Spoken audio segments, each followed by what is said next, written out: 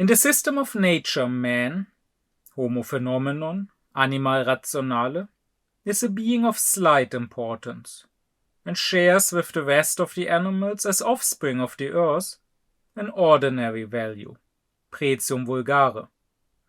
Although man has, in his understanding, something more than they, and can set himself purposes, even this gives him only an extrinsic value, for his usefulness, pretium usus. That is to say, it gives one man a higher value than another, that is, a price, as of a commodity in exchange with these animals as items. So he still has a lower value than the universal medium of exchange, money, the value of which can therefore be called preeminent, pretium eminens. But man regarded as a person, that is, as the subject of a morally practical reason, is exalted above any price. For as a person, homo noumenon, he is not to be valued merely as a means to the purposes of others, or even to his own purposes, but as a purpose in himself. That is, he possesses a dignity, an absolute inner worth, by which he exacts reverence for himself from all other rational beings in the world. He can measure himself with every other being of this kind, and value himself on a footing of equality with them. Immanuel Kant. I've spent more than a year now going through all aspects of Kant's moral philosophy. I talked in many lectures about Kant's ethics, as well as about Kant's philosophy of right. And I'm now at the end of this and want to close this off. But there's one more topic I briefly want to address. Because so far, I have always focused on morality in regards to human beings. How do we treat others? And also, how do we treat ourselves? Because for Kant, there is also a moral duty towards myself. I have a lecture where I explain this further. But of course, human beings are not the only beings. And the topic of how to treat animals was at the very best an afterthought in Kant's time, in the 18th century. But nowadays, it has grown more of a concern. At least for some people, for a significant number of people. There's much more talk nowadays about the protection of animals, even about rights animals may have. There are people wanting to protect animals, there are people that are vegetarian or vegan, and those might be interested in when it comes to moral philosophy and the question how to treat animals. And here we find that Kant's moral philosophy is often criticized today. Now, there are certainly other criticisms that have nothing to do with animals, and there are some criticisms that were voiced already in Kant's own day.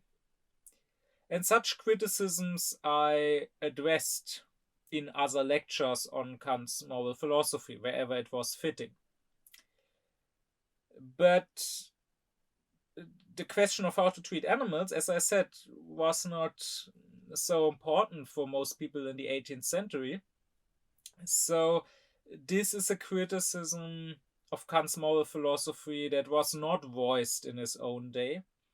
This is a criticism that you will not find much of in older works. I mean, you have someone like Schopenhauer caring for animals who would criticize Kant for that, but mostly this is a criticism that has grown more prominent in recent times. but it is one I want to address. Now, for the most part, it is just based on a morality of pity and compassion, saying, well, animals are sentient beings too. They can feel pain, and so people don't like hearing that Kant said animals are items or things, if you want to translate it like that, um, because they think that this is Kant saying, well, they are unfeeling objects. It doesn't matter what you do to them. You can do with them whatever you want. Now, if this was all the criticism there was, I wouldn't care much for it because it would have no philosophical merit. It would not need to be taken seriously. Compassion, any sort of sensitivities, feelings is not a basis for morality. And this sort of morality I already dismissed in previous lectures. I had a lecture about why the good heart and compassion cannot be a fundament for morality. So I would not need to come back to it specifically for animals. But there's also criticism of Kant that runs a little deeper than that. Namely, Kant is accused of being anthropocentric. And Kant even sometimes is accused with his rationalism because people misunderstand it, because people don't really know what reason actually is. He's misunderstood as being a proponent of what you could call instrumental reason. That reason that does not give us the purpose, but only thinks about the means of reaching a probably unreasonable, irrational purpose. And of course, it is precisely this instrumental reason which is currently destroying nature and our environment and the fundament of us living on this planet. And these accusations, they are more concerning. They are also more concerning because they lead certain people, particularly people who care about animals or who care about the environment, who care about nature, to immediately dismiss Kant because they will just hear, oh, he was anthropocentric, he considered animals items, his morality was only about humans, and he was saying that everything non-human could just be used as a commodity, basically. So he is someone who is responsible for, who is a proponent of this current exploitation of nature. And so these people will turn away from Kant based on such misunderstandings, on such prejudices, without having studied him and having considered what he actually says. Which is a shame because it is precisely here, when it comes to how we deal with nature, how we deal with the environment, when it comes to the current climate emergency, where Kant is very relevant and where we could learn a lot from Kant. And indeed, I have already shown in several of my previous lectures, or at least alluded to, that there's currently no greater Kantian in the public eye than Greta Thunberg. Not that she necessarily knows that she's a Kantian. I mean, I don't know, maybe she does, maybe she has read Kant at some point, but to my knowledge, at least, she has never publicly talked about that, so I have no way of knowing. But it doesn't really matter whether she's aware of it or not. Her morality, her principles, the fact that she even has principles, that she has character and courage and integrity, her whole behavior are very much in line with Kant and Kant's morality. And of course, she does care about the environment, and of course, she is a vegan, which should be an indicator that maybe there is a lot to learn from Kant when it comes to how we deal with nature, and maybe being a Kantian in the moral sense actually does not have to mean exploiting nature or being careless with nature at all. But before I want to address what Kant has to say about how to deal with animals, how to treat animals, I want to first use this opportunity to talk about what even are animals to Kant. What is the nature of the animal? So before going into practical philosophy, I want to briefly venture into theoretical philosophy. Kant never talks about this systematically. There's no specific text of his on the nature of animals.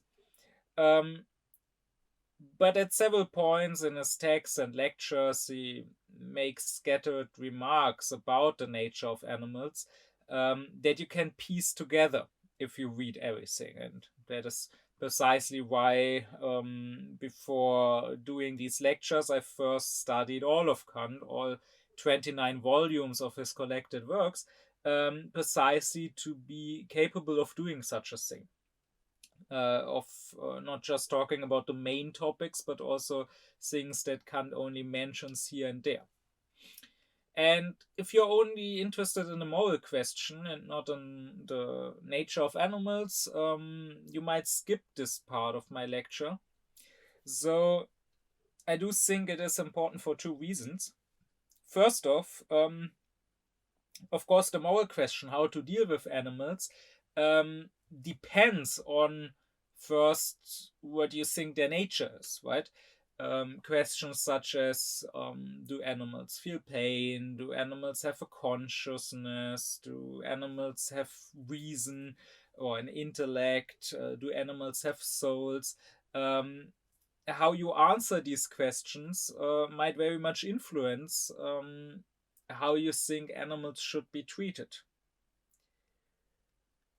And then, on the other hand, this has nothing to do with the moral question how to treat animals, but just if you want to understand Kant's philosophy as a whole and what he has to say about the nature of the human, then maybe it can be helpful to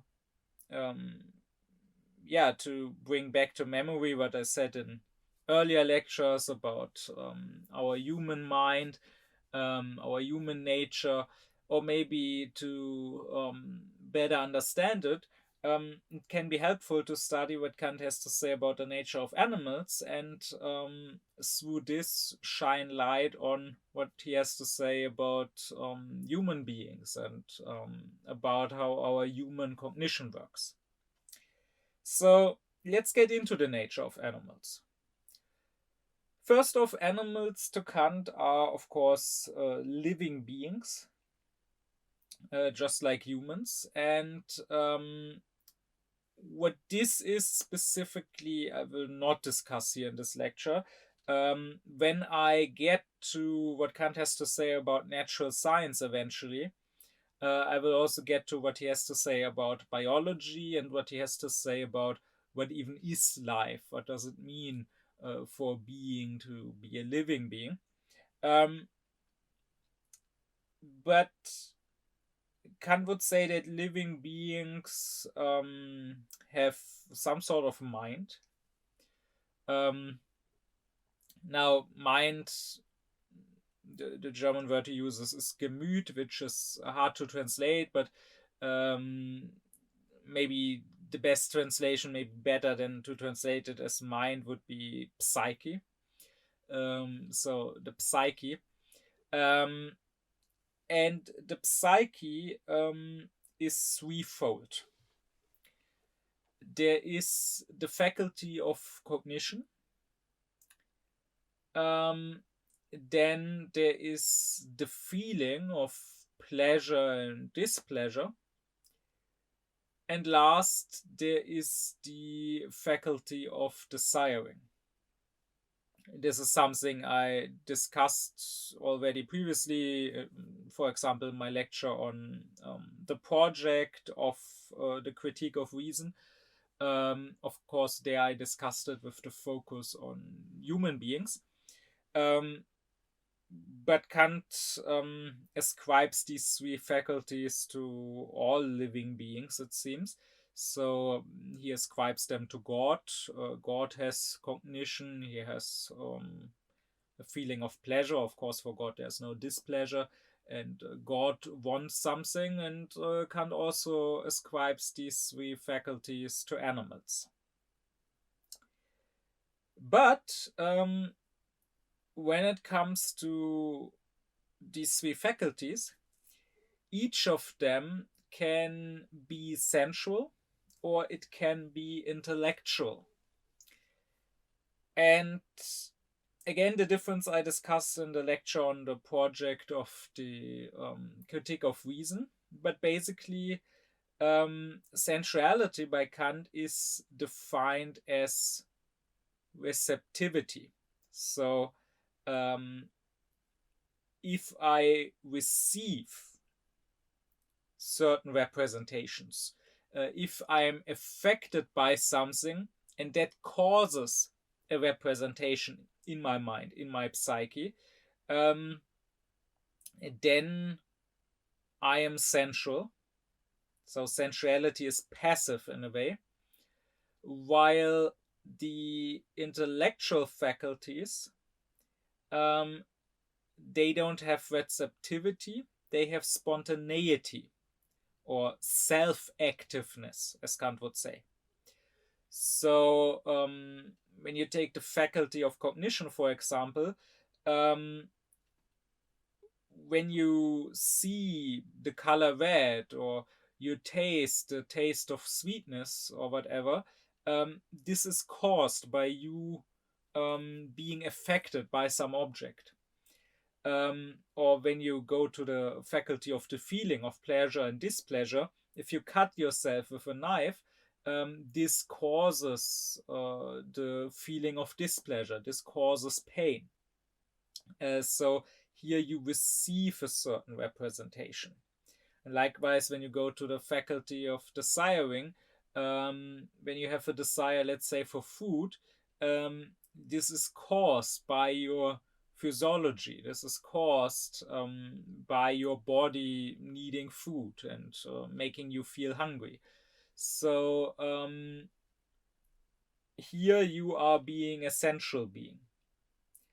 While on the other hand, going back to the faculty of cognition, if you yourself come up with a concept, come up with an idea, a thought, something you think about, this is not simply caused by something, this is something you yourself bring forth. Or as for feelings, the pleasure you take in the beautiful, for example, comes, it's not like sensual pleasure, like a good taste or like a sexual pleasure, but rather it comes through a judgment, through you yourself thinking, this thing I think is beautiful. This thing I think in its form is purposive, even if I cannot name its purpose. But precisely that means what is beautiful, I also discussed in its own lecture. Or when it comes to the faculty of desiring, then you have morality, right? You can think about what you should do, and you can do something that you don't desire as a sensual being, that you are not driven to by your instincts. Maybe quite the opposite. Maybe you are doing something dangerous. Maybe you are standing up to injustice. Maybe you are sacrificing yourself to save others. But because you think about it and come to the conclusion that it is the right thing to do. So there can be the sensual and the lower faculty, or there can be the intellectual, the higher faculty. And the special thing about humans, to Kant, is that we have both. But you can also only have one of them. So when it comes to God, Kant would say he has these three faculties of mind or of psyche, but only the higher ones, only the intellectual ones. So God is only self-active. He can think what he wants. He can cause his own pleasure, his own eternal happiness. He can want through wanting. He can want what is good. But he's never passive. He is never affected by something, and that something never causes certain representations without him being able to help it. Well, when it comes to the animals, it is precisely the other way around to Kant. So he says they have no thinking faculty, they have no higher, no intellectual faculty, they are only sensual beings. So they do have cognition and feeling and desires, but never self-active, spontaneous ones, never ones that they themselves walked forth, but only ones that are caused in them, only ones where they are passive in a way. So let's go through these three faculties and see what this means specifically. Let's first start with the faculty of cognition. So the animals just have the sensual side of this, the lower faculty. And what this entails for the human being, I discussed in my lecture on sensuality and on time and space as forms of viewing. So for one, sensuality means having a sense to Kant. And the sense is that through which we receive. We receive certain representations. Now, the sense in general by Kant is divided into an outer sense, through which we receive sensations from the outside world, and the inner sense, through which we sense what is happening in our own psyche, our thoughts and feelings and desires. And Kant says that the animals don't have an inner sense. So in a way, they don't sense themselves. But they have an outer sense, of course. And the outer sense, in turn, when it comes to human beings, Kant divides into several more senses. So to him, there is a general vital sense that, so to say, lets us sense the whole vitality of our body. And then there are organ senses that are tied to specific organs. The classical five senses, the sense of seeing, of hearing, of tasting, of smelling, of touching. And Kant says, while animals do have outer sense like we, it is of course not the exact same outer sense. So specific senses might be stronger or weaker.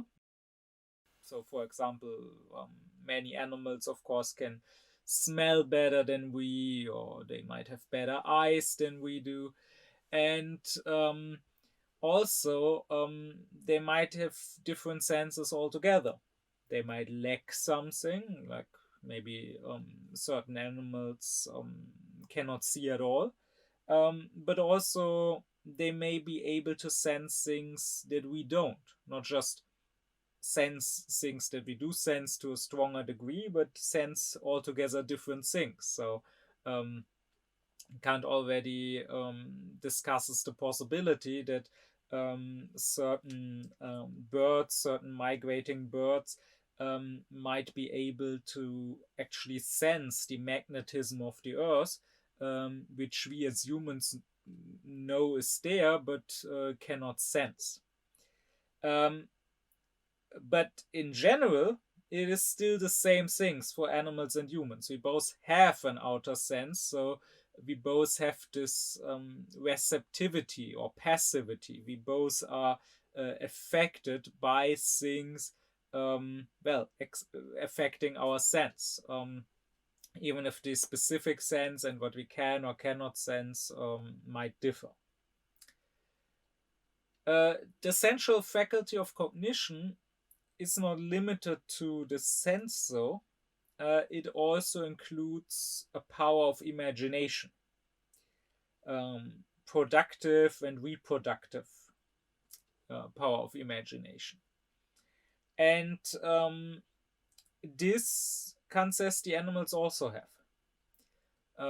Which of course fits with the fact that nowadays we know that animals can even dream, right? Dreams, according to Kant, are produced by our power of imagination, which, while the sense gives us representations of that which is actually there and affecting us right now, the power of imagination can sort of conjure images of central things that are not there right now, that maybe we sensed in the past. But of course, the interesting question when it comes to Kant's philosophy is, do animals have forms of viewing? Again, what that specifically is, I talked about in my lecture on sensuality. But basically, this is one of the main points of Kant's whole critical philosophy, that he says the senses as such give us only sensations or impressions, like red or salty or hard or loud or rose smell or whatever. But this is not yet a perception. This is not yet an actual image of an actual thing. This is just a chaos of sensations. And Kant says what we don't sense are time and space, because time and space are not things outside in the world that we just sense or perceive or experience, but rather they are our forms of viewing, creations, so to say, of our power of imagination. So I imagine the sensations, for example, the colors that I see, in space. I see the colors in space. I see spatial extended colored objects.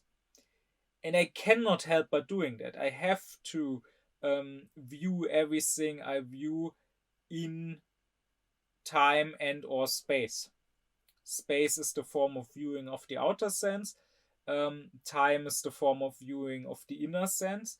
And since everything outside of me that I perceive is then inside of me, in my own mind, and is then perceived in me, right? I perceive what is in my own conscience, so to say.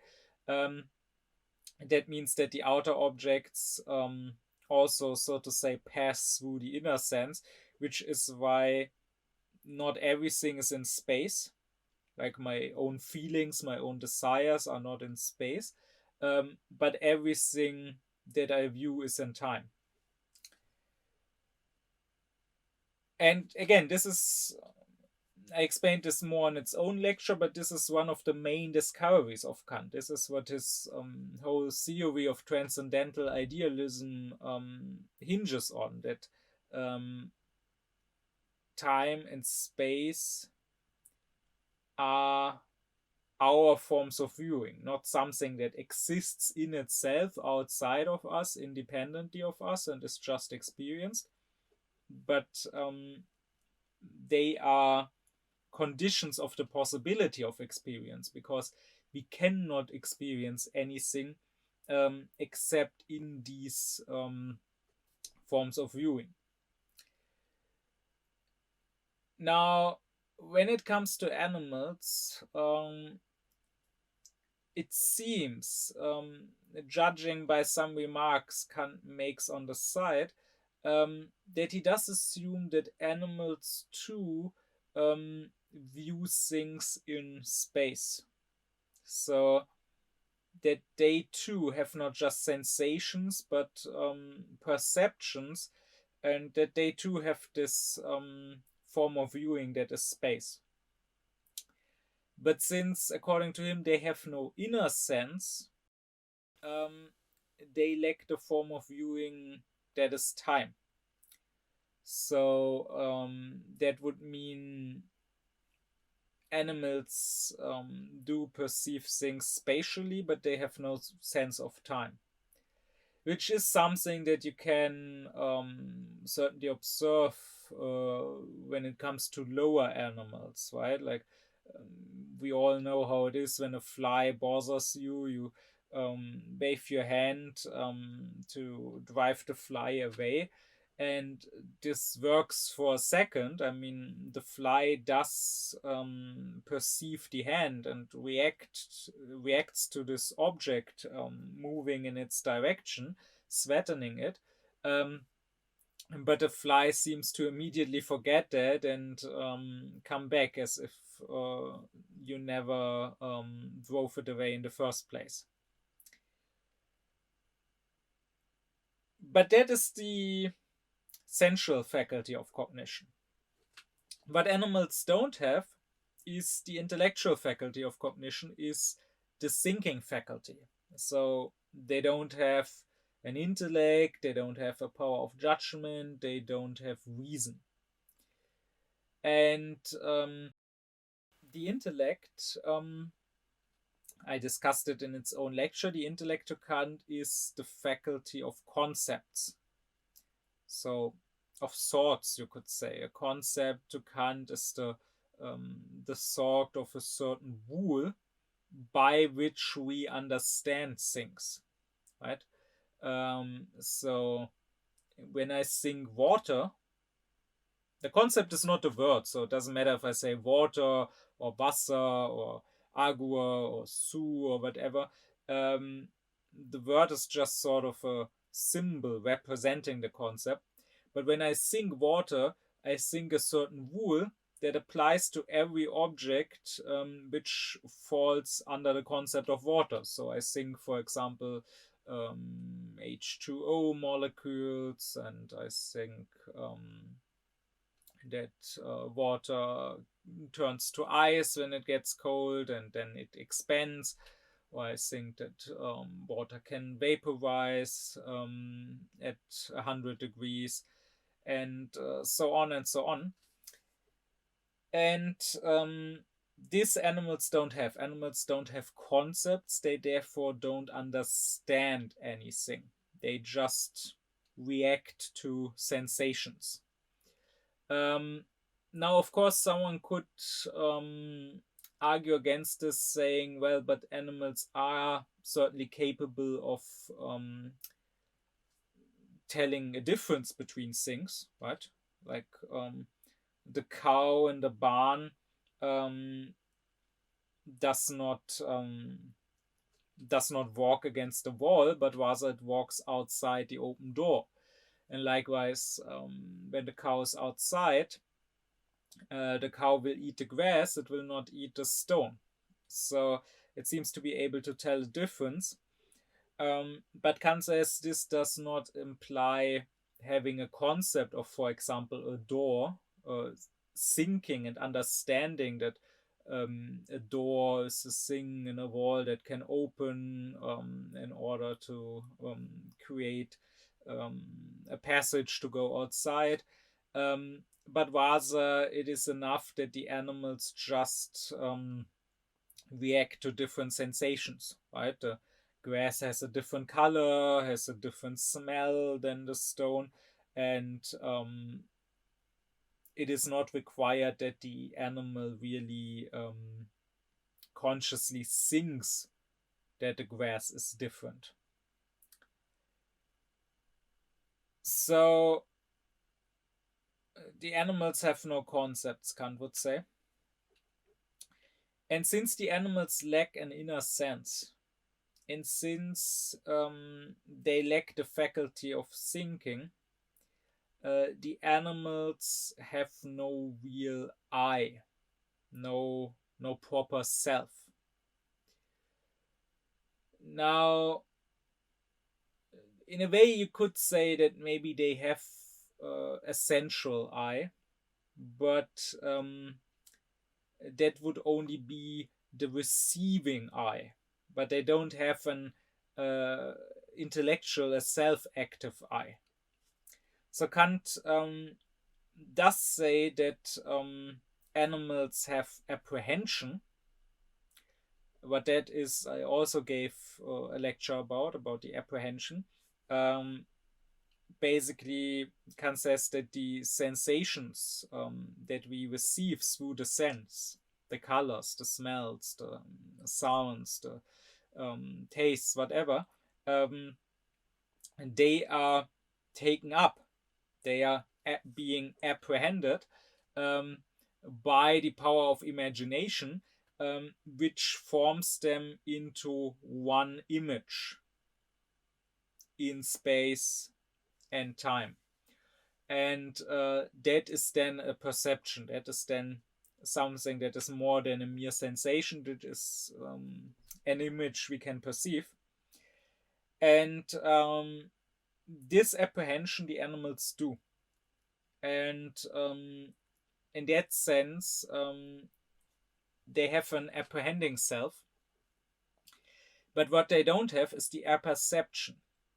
Apperception I also discussed in its own specific lecture. Apperception is basically self-consciousness to Kant, or it is the act of thinking through which self-consciousness creates itself, you could say. Apperception means that our consciousnesses, you could say. So, right, we are conscious of different things, that they are not disconnected, but rather they get connected with one another and with me. They get connected with one another by connecting them with me, by thinking that they are all my consciousness, right? So I can perceive a stone that feels warm under my hand, and I can perceive the sun shining on the stone. Now, I can be aware of the first, I can be aware of the second, but this could be two completely disconnected representations in my consciousness. But I connect them. I say that I who perceives the warm stone and I who perceives the shining sun is the same I. They are both my perceptions. And so I can connect them. I can say there's a causal connection. The sun is what made the stone warm. Kant famously says that the I am, I think, must be able to accompany every thought or every representation I have. Not that I always consciously think it, but I could, right? Instead of saying there is a tree here, I could always say I perceive a tree here. Instead of saying there's a dog barking, I could say I hear, I perceive a dog barking. And this apperception the animals are lacking. And therefore they are lacking the intellectual I. They have no self-consciousness.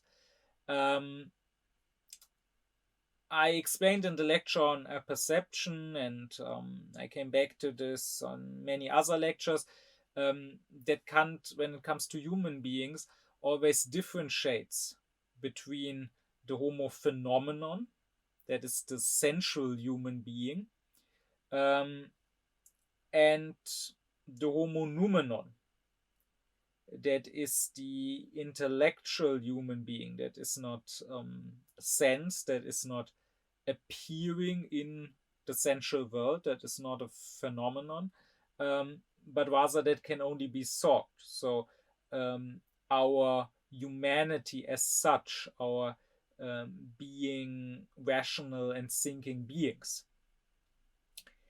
And this Homo phenomenon is how the human appears, both outwardly with a sensual body, but also inwardly, how he appears to himself through his own psyche, through his own thoughts and feelings and so on.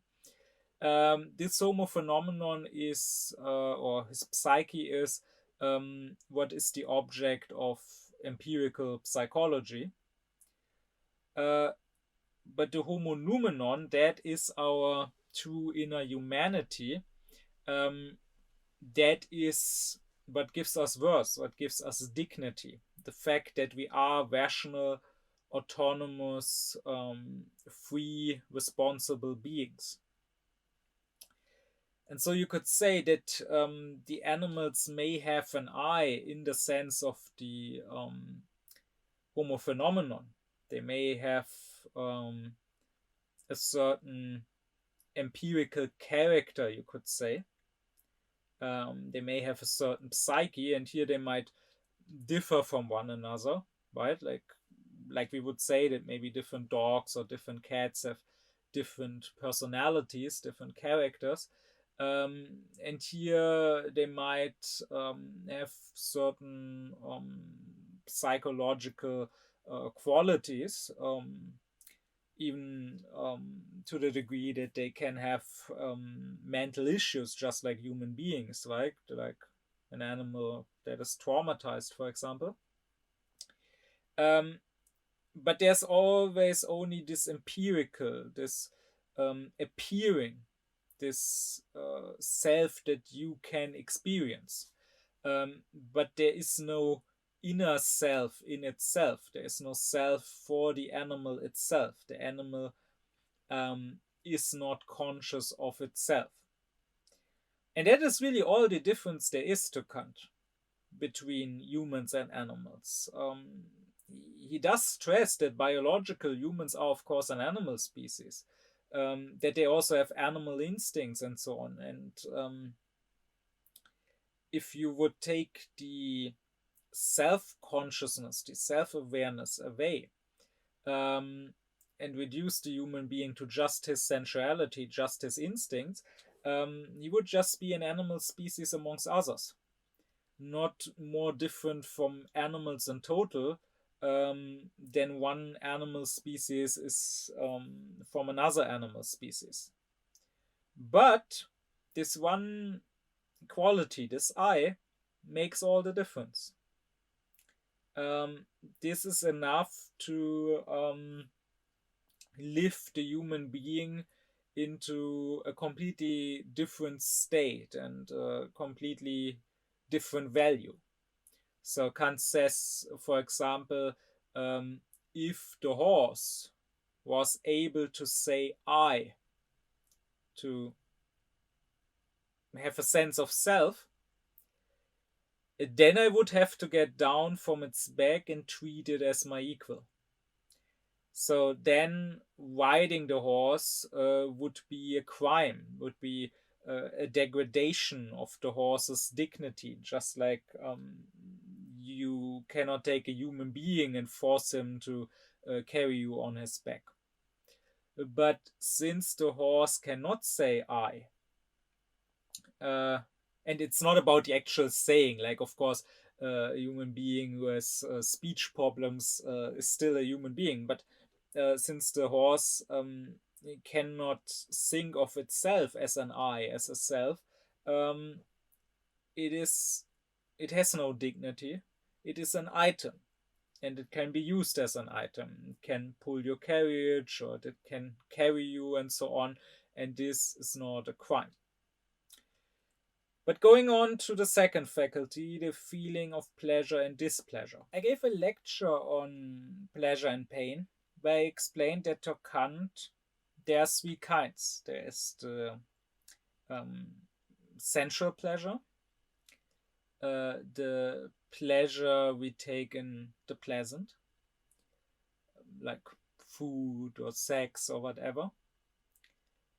And then second, there is the aesthetical pleasure, the pleasure we take in that which is beautiful or sublime. So in something that is not pleasurable to our senses, but to our judgment. It is a sort of mixed pleasure because it does require the intellect, it does require judgment. This is beautiful, this is sublime. But we are judging something that we view sensually. And of course, if we had no senses, we could not view anything beautiful or sublime. And then lastly, there is the intellectual pleasure, the approval of the good. So something that does not affect my senses at all, but I think about it, and in my thinking, I come to the conclusion that it is good. So if I were to hear that world peace has been declared, essentially my situation would not change. I mean, maybe for someone who's right now in a war, if the bombs stopped falling, sure. But for me, who is far away from war, nothing would change essentially. I would not feel better in my body, but I would judge peace to be a good thing, and so I would be happy about it. Of these three kinds of pleasure, the latter two, since they require an intellect, are unknown to the animals. Animals cannot approve of something that they judge as good, and animals also don't know the aesthetical liking of the beautiful or of the sublime. Especially this I consider important as an argument, because nowadays there's a lot of relativism. There are many people that will want to tell you that human beings are also just animals. There is no difference essentially between humans and animals. And they will try to explain everything that is specifically human through sensuality. But here you have something that is hard to find in the animal kingdom, right? Animals can, of course, take pleasure in things that we find beautiful, but not because they find them beautiful. It's sense pleasure in their case, right? So sure, insects might be drawn to beautiful flowers, but they are drawn there for food. Sure, birds might be drawn to other birds that have beautiful feathers or that sing beautifully, but they are drawn there for mating. But actual beauty is about a disinterested well-liking of something merely for its purposive form, without it affecting your senses in a pleasurable manner. I explained this further in my lecture on the beautiful. And this is something you won't find. You won't find an animal simply enjoying a sunset or a rainbow or whatever. And also the sublime. This also I discussed in its own lecture, but it is a special pleasure, that this pleasurable shiver and being in awe, you could say, that we feel, for example, in front of a stormy ocean or a great canyon or the starry sky above us. And this is a certain feeling that nature as such overwhelms us. As sensual beings, we are small and insignificant and powerless, but this precisely lets us realize that we are more than just sensual beings, that with our intellect, with our freedom, we are actually more than nature, and nature is nothing against us. And since the animals lack this latter thing, they would only feel overwhelmed, right? That's why, as a human being, you might stand by the window and look outside when there's a storm and thunder and take a certain pleasure in that. But the dog will probably just whine and hide under the table. So animals don't know the beautiful or the sublime. What they do have is sense pleasure. So something affecting their senses and feeling good or feeling bad, feeling painful. Of course, once again, how they are affected specifically, what is and isn't pleasurable to them, might differ when compared to human beings.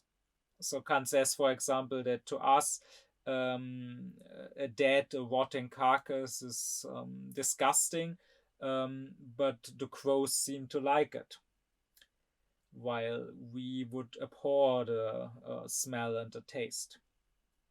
But the fact that our senses are affected at all, and that the way they are affected causes us to want to keep or to want to get rid of that certain representation they cause, which is what being in pleasure or being in pain means to Kant, that is something we share with the animals.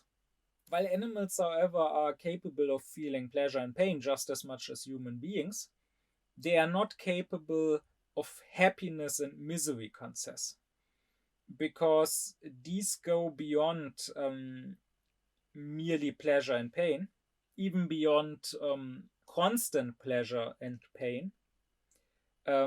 Because what does constant really mean if you have no sense of time? Rather, these need thinking, these need reflecting about your pleasure and pain, right? So, in a way, happiness means not just feeling pleasure, but also feeling pleasure at the fact that you are feeling pleasure. And misery means not just being in pain, but also feeling pain, feeling displeasure about the fact that you are in pain.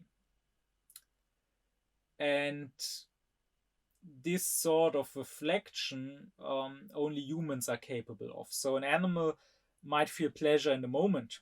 It might eat something tasty.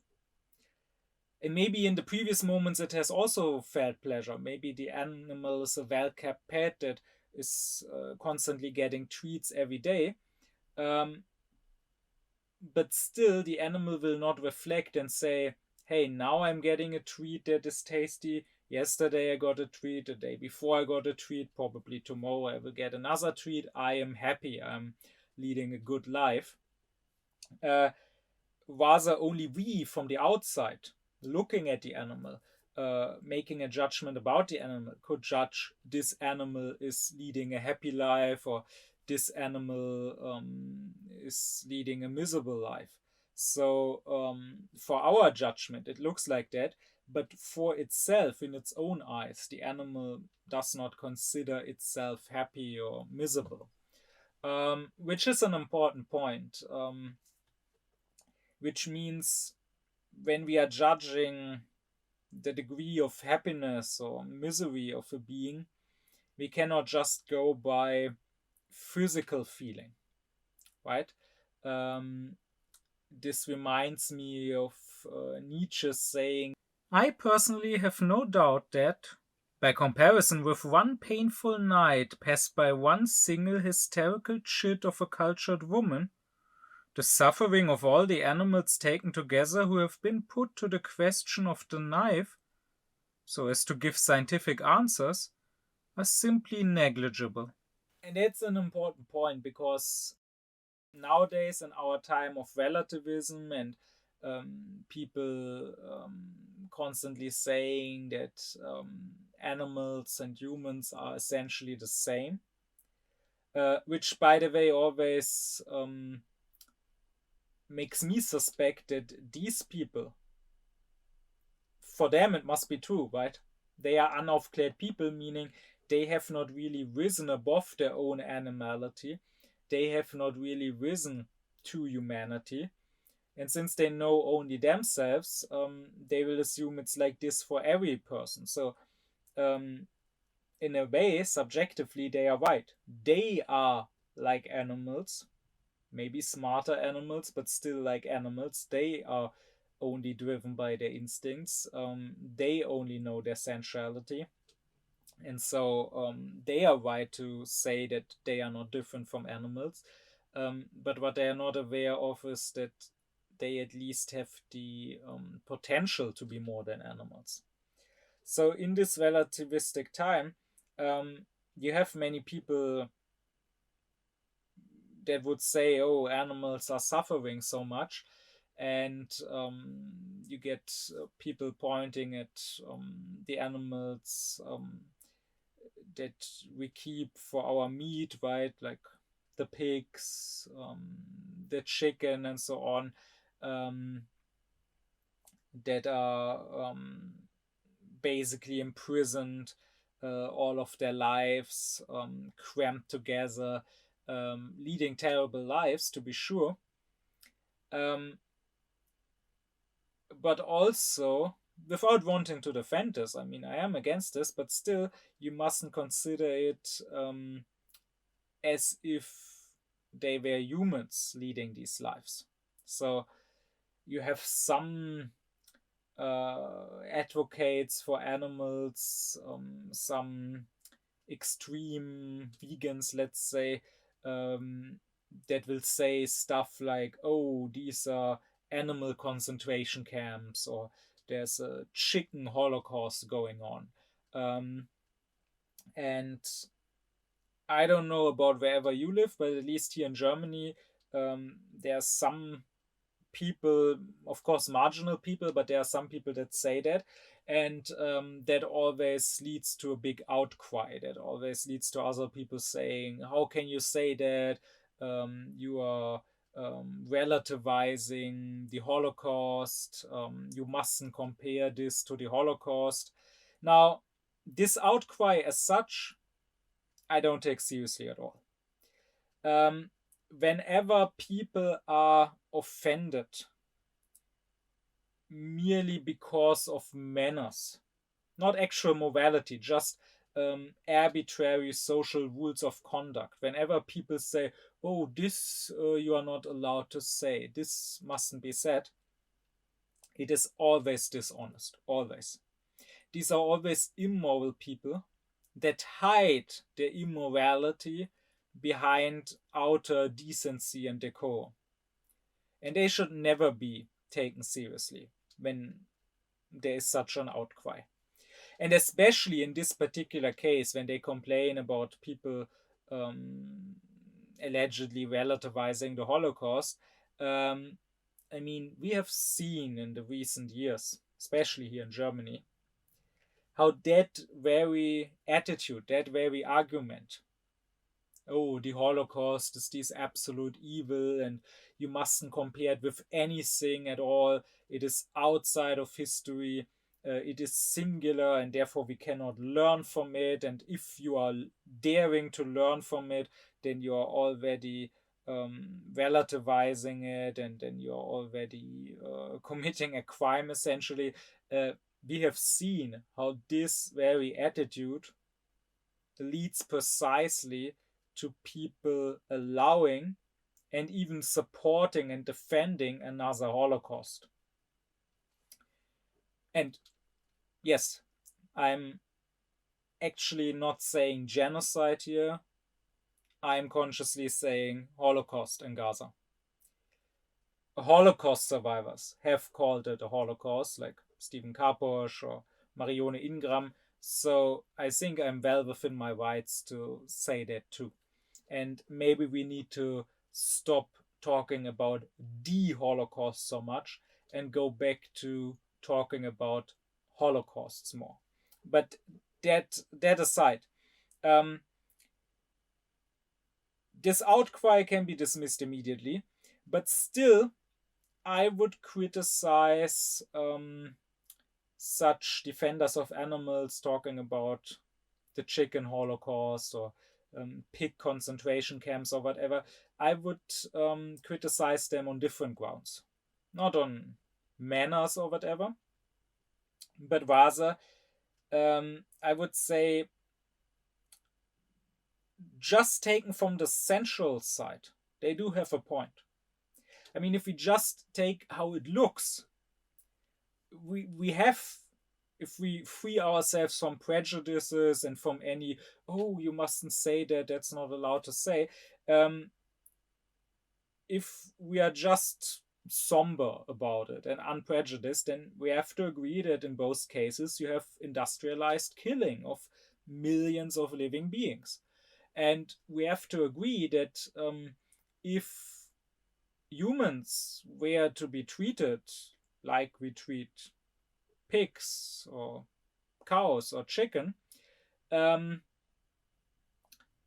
this mass farming, then this would be a terrible crime against humanity, no doubt about it.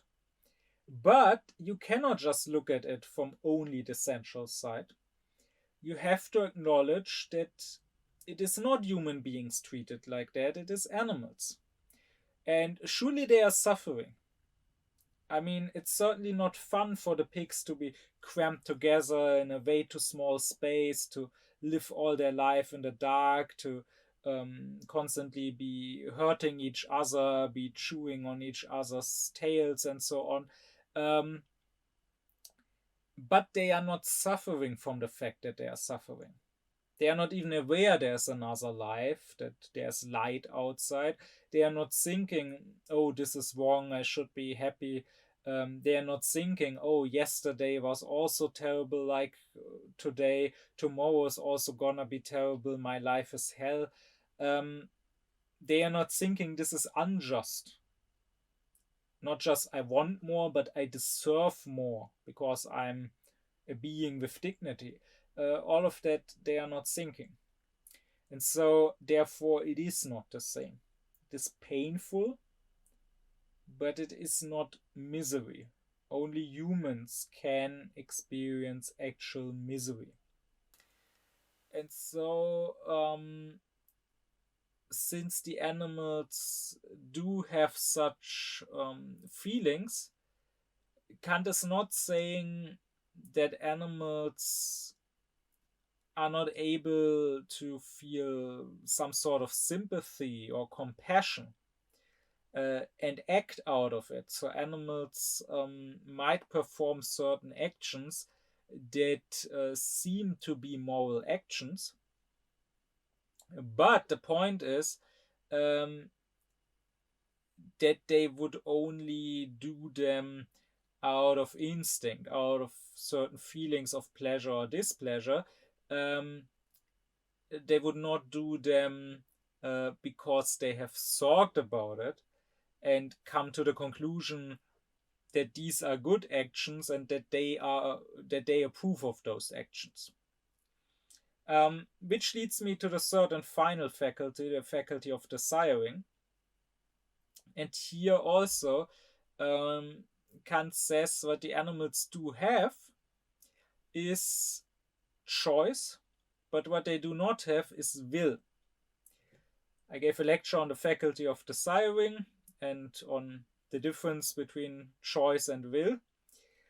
Basically, choice to Kant is that faculty, as the name indicates, that lets us choose. Do I go left? Do I go right? Do I eat the apple? Do I eat the chocolate or whatever? And of course, animals can make choices.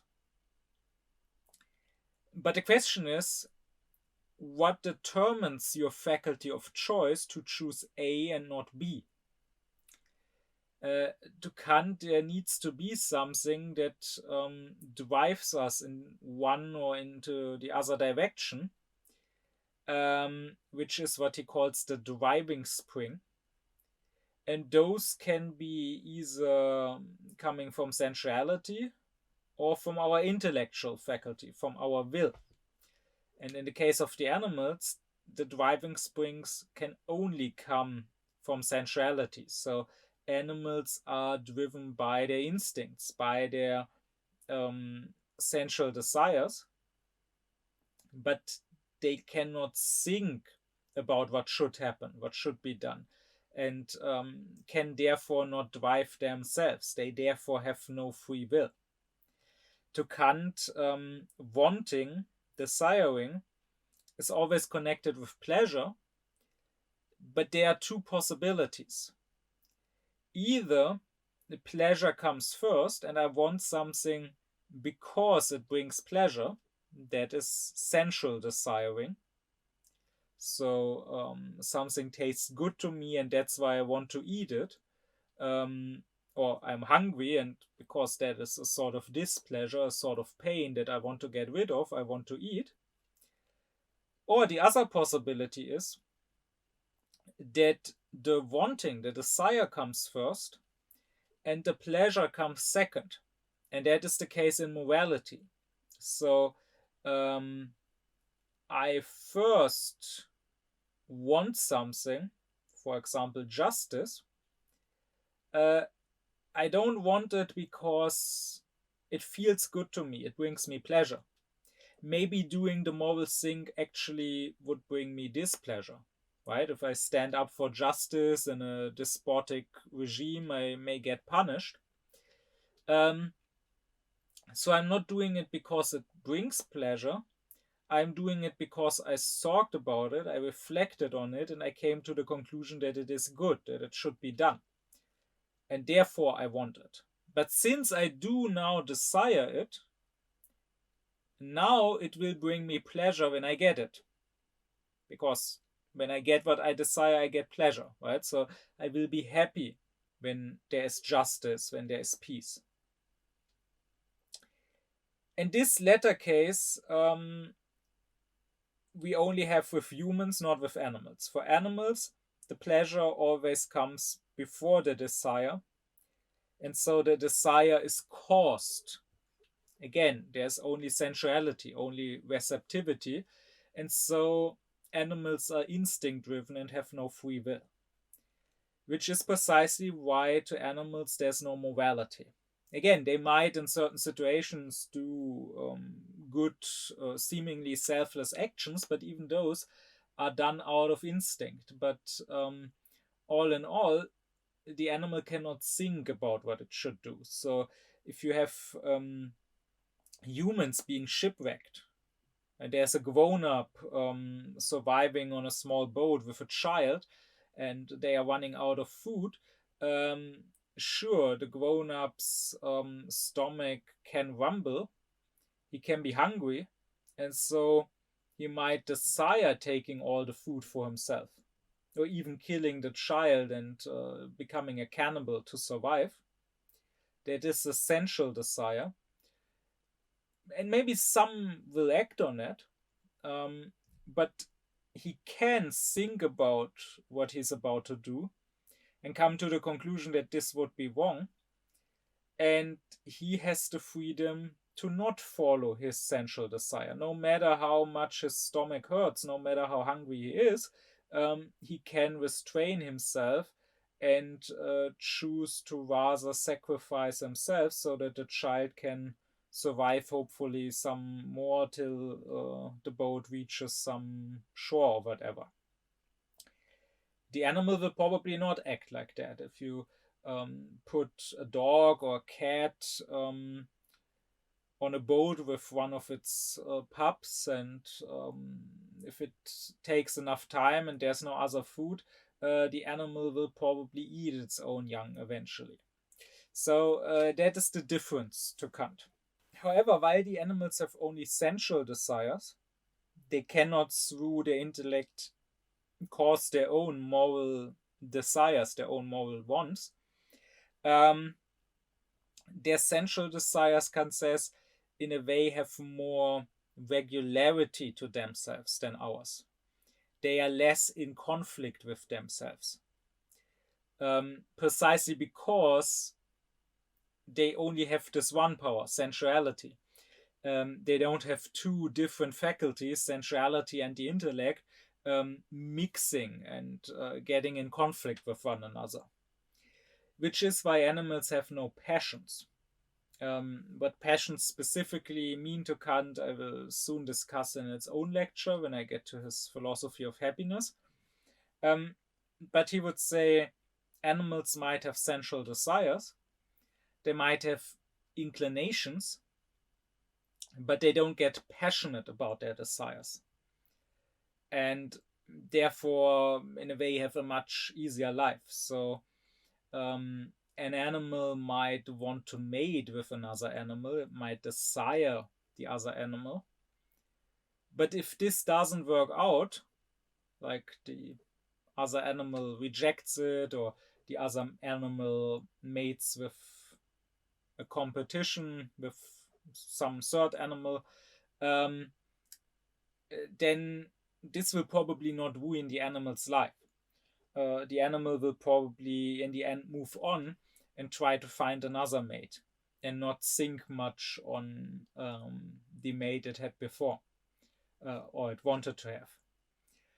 What will not happen is that the animal is so passionately infatuated that it is forever heartbroken, and it will not forever bemoan having lost the love of its life. It will not take its own life because it was rejected. It will also not try to kill the desired mate or the third animal that the other animal picked out of some mad jealousy or whatever. Or likewise, if you attack an animal, it might bite you back. But then, if you leave, and days and weeks and months and years pass, the animal will probably not think of you much. The animal will most likely not get into passionate hatred and think passionately about revenge and spend the next years cultivating resentment towards you and planning on how to take revenge or whatever. So the sensual desires of the animals, they don't turn into unhealthy passions like that, and therefore they cause much less problems. As a last point, Kant also does say that animals have souls, but soul here to him just means the supersensual animating principle that turns lifeless matter into something organic. I will discuss this further when I get to what he has to say about natural science. But he does say that everything organic, so not just the animals, even the plants, does need such an animating supersensual principle. That to him, however, does not prove that such a principle, such a soul, can also exist independently of the body that it is animating, and that it will continue existing once that body perishes. Might be, might not be, cannot be proven. Indeed, when it comes to the human soul, I discussed this in my lecture on rational psychology. Do we have an immortal soul, or are we just our brains? That Kant, in his critical philosophy, shows how the metaphysical arguments in favor of an immortal soul don't work, and how this cannot be proven even for human beings. When it comes to human beings, however, Kant says, while the immortality of the soul cannot be proven, there is a rational reason to believe in it, not because of theoretical proof, but because of a practical, a moral argument to believe in it. This is something I will get to when I get to his philosophy of religion. Since for animals there is no morality, even this practical reason of believing in the immortality of their souls does not apply here. So we have no reason to believe that they will live on. That said, Kant personally does seem to have believed in that. He did believe that animals also will have a life after death. Still alive as animals, so there's no such thing for Kant as, for example, animals being reborn as humans eventually or whatever. No, in the afterlife they will still be animals and probably still serve us like they did in this life. But he did believe that their souls live on. But not because of any philosophical principle, not because his own philosophy could offer any reason to believe that, but simply because to him personally it seems to have been likely.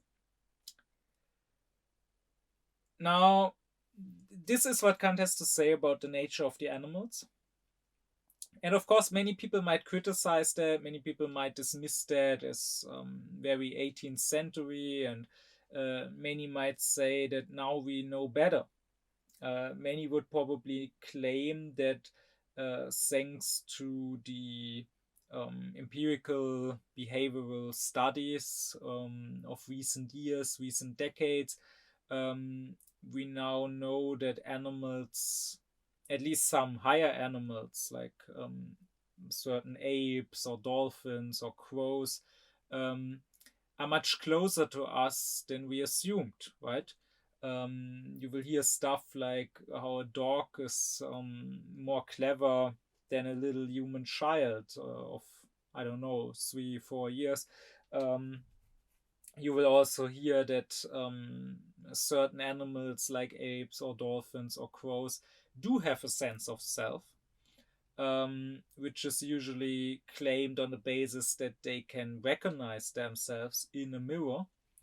And of course, now we know that at least these higher animals can be quite clever in solving problems, in using tools, and so on. And without a doubt, we now know more about what animals are capable of than we did at Kant's time.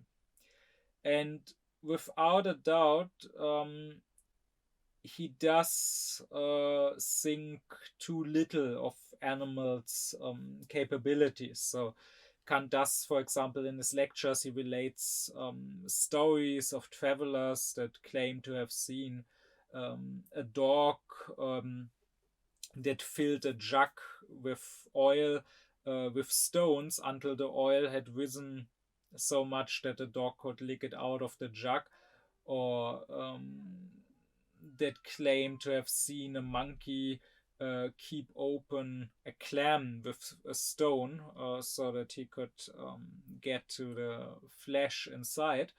And Kant dismisses such stories as rather unlikely. So he does not think that the animals are capable of that. Here, of course, nowadays we know that at least some animals are capable of much more than Kant expected of them. And no doubt there's still more to be found as we keep studying animals. And no doubt some of these findings are quite amazing. But we should not simply be amazed by them. And we should not, just on the basis of being amazed how some animal uses tools or solves a problem or whatever, conclude, oh, the animals are essentially like us. Maybe there's a difference of degree. Maybe we are a bit smarter still, but there's no true difference of quality. The animals do have an intellect. They can think, maybe just not as good as we. No, here you see that a big issue is that people nowadays, and not just lay people, but including scholars, including scientists, lack a certain basic philosophical education and lack clear principles. So I'm not doubting that certain scholars or scientists do good and so empirical work, but their conclusions from that are just based on what they empirically experienced, and not on a true understanding of their own concepts. And so they may experience an animal solving a certain problem, and then they will say, oh, okay, so the animal can think, because they don't actually know what thinking is. And I wish that we would not just be in awe of animals recognizing themselves in mirrors or solving problems using tools, but rather that we would also focus on, and this is something we could learn from Kant's philosophy, on what having reason actually implies. What a being that is a rational being would necessarily have, would necessarily be capable of. Concepts and ideas, but also a feeling for the beautiful and the sublime, or also morality, and not just acts of compassion, of sympathy, but an actual sense of dignity and of duty, actual free will, even going against your own sensual desires out of a sense of morality. And I will just point out two important differences that point to animals not having an intellect, even when they do amazing things. The one is that amongst animals there seems to be, when they do something together, there seems to be no conflict about how to do it. So we don't have to think of higher animals even. Think of insects like bees or ants. Usually no one would be inclined to say that these can think, that these have an intellect like humans, yet still they do amazing things. The bees build their beehive together. Hundreds of bees work together to keep the colony alive, and the bees all do their respective tasks. Or likewise the ants, right? And consider certain ants that even do farming, right? Like these ants that cut off pieces of leaves to carry them into their place, and they cultivate certain mushrooms, certain fungi there. This is quite amazing, and if it was done by human beings, it would require intellect, to be sure.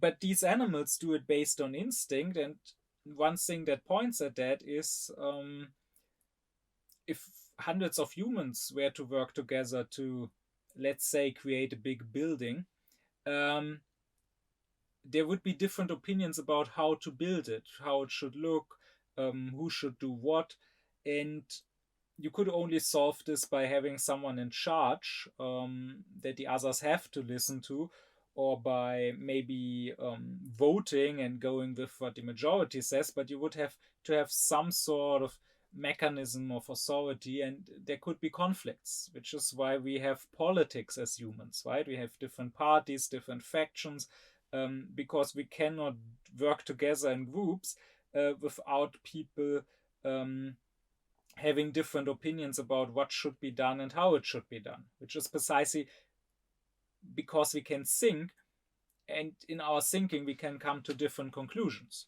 But the bees, since they all function on the same intellect, I have not heard of the bees having parties and factions, and the bees having actual political debates about how to best build the beehive. And the other thing is that with animals there is no progress. Sure, it's amazing how some animals can use tools, so clever the crows or certain apes can be. But they are still doing the same thing they have been doing thousands of years ago, right? The bees are still building their hives the same they did 1,000 years ago. The beavers are still building their dams the same they did 1,000 years ago. We humans are not building our buildings like we did 1,000 years ago. So we don't just use tools, we use technology. Because again, we have concepts, we have the sort of a rule that lets us understand nature. We understand according to which rules nature works, and therefore we can use these rules in our interest, and we can use these rules to improve upon the tools we use. And animals don't seem to do that. They also lack this pluralism that humans have.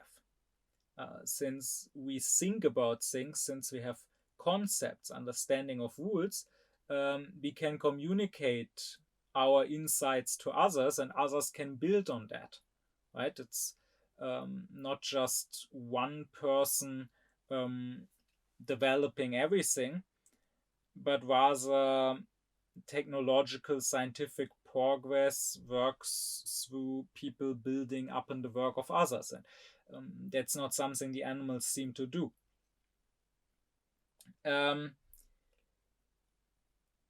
Which is precisely why, no matter how amazing their tool use, we should not just assume they have an intellect.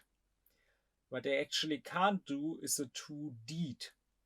So a spontaneous act, something that is not caused by instinct, by nature, but something through which they bring something new into the world. Not being just a link in a chain of causation, but starting anew, starting their very own chain of causation. That's something the animals don't do. They don't do something truly unexpected. And so Kant says that animals don't have an intellect, they don't have reason. What they do have is what he calls an analogon rationis. So something that is analog to our reason, meaning animals can do certain things that we as humans could not do based on instinct. We could only do them through thinking about what we are doing.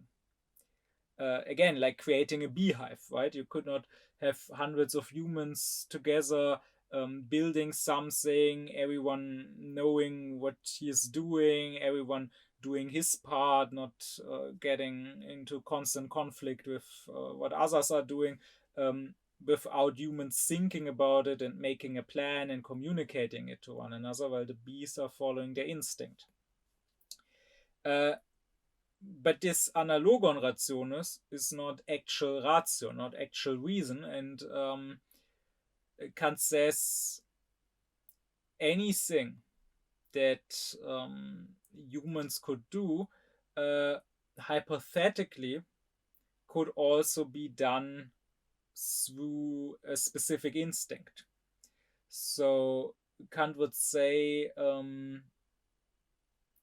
we now have animals that out of their instinct can use tools or can recognize themselves in the mirror. There would be nothing in the laws of nature, at least in theory, preventing an animal from having an instinct that makes this animal build a rocket that can fly to the moon, or a computer or whatever. I mean, this would also be no more amazing and no more surprising than what the bees or the ants are building in a way. And indeed, Kant does sometimes envision that maybe in life after death, animals will do just that. He says that in the afterlife, we as humans might not fundamentally change our basic nature, but our nature might be improved upon. So we might have an improved cognition. We might in the afterlife be capable of understanding things that now in this life, deeper truths about the universe, we could not hope to understand. And just like that, Kant says, it might be that in the afterlife, the animals, both in the bodies they have and also in the instincts they have, are improved. So their basic nature as animals would not change. They would not gain intellect. They would not gain a self. But this nature might be improved. And so Kant says, maybe the animals could serve us better than they do now in the afterlife. So he says, just like now, they pull our carriages or plow our fields for us. Maybe in the afterlife, with improved bodies and instincts, they can build our cities for us.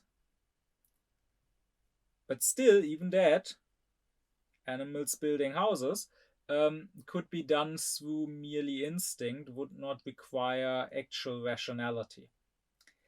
Now, this image of the animals building our cities, building our technology merely on instinct in the afterlife might be a bit silly, and it comes pretty close to what Kant usually calls Schwärmerei, which you could translate as raving, which means going beyond the limits our reason sets for us, which is usually something he's against and dismisses. And this is one of the many instances, I've mentioned this in previous lectures already, where you can see that Kant as a person was behind Kant as a philosopher.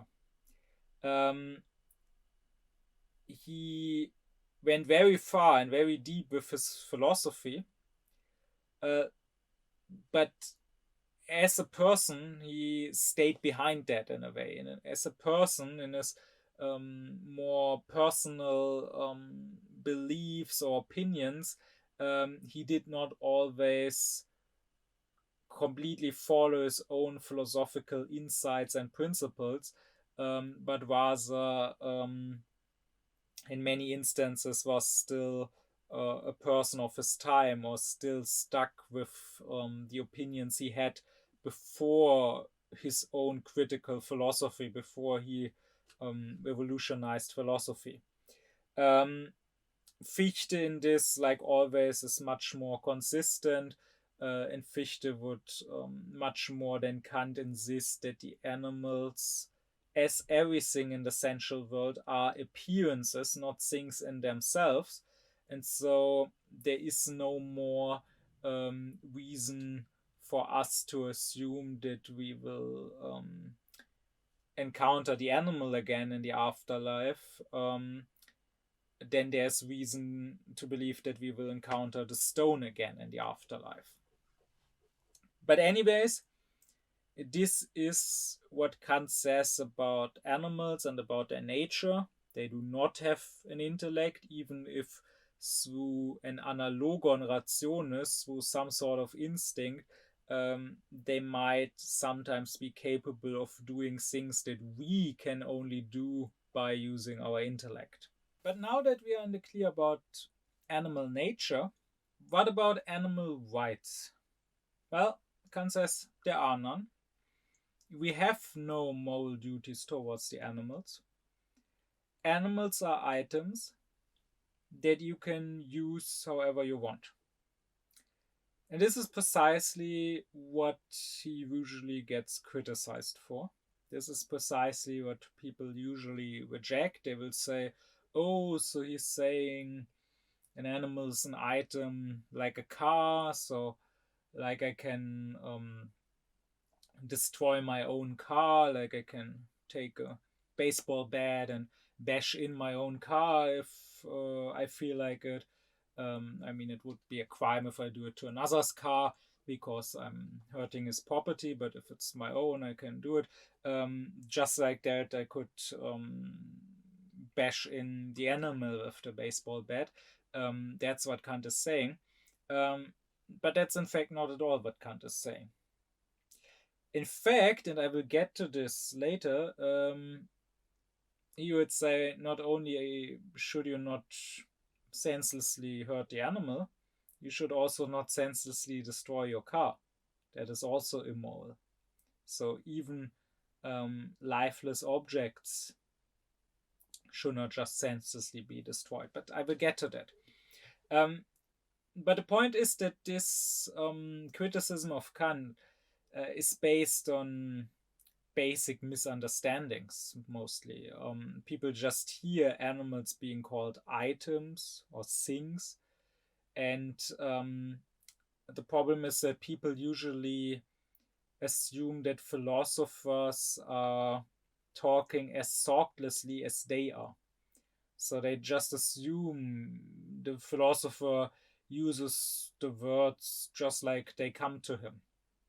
And they read a word in a philosopher and they will just assume that it means more or less what it would mean if they had used that word.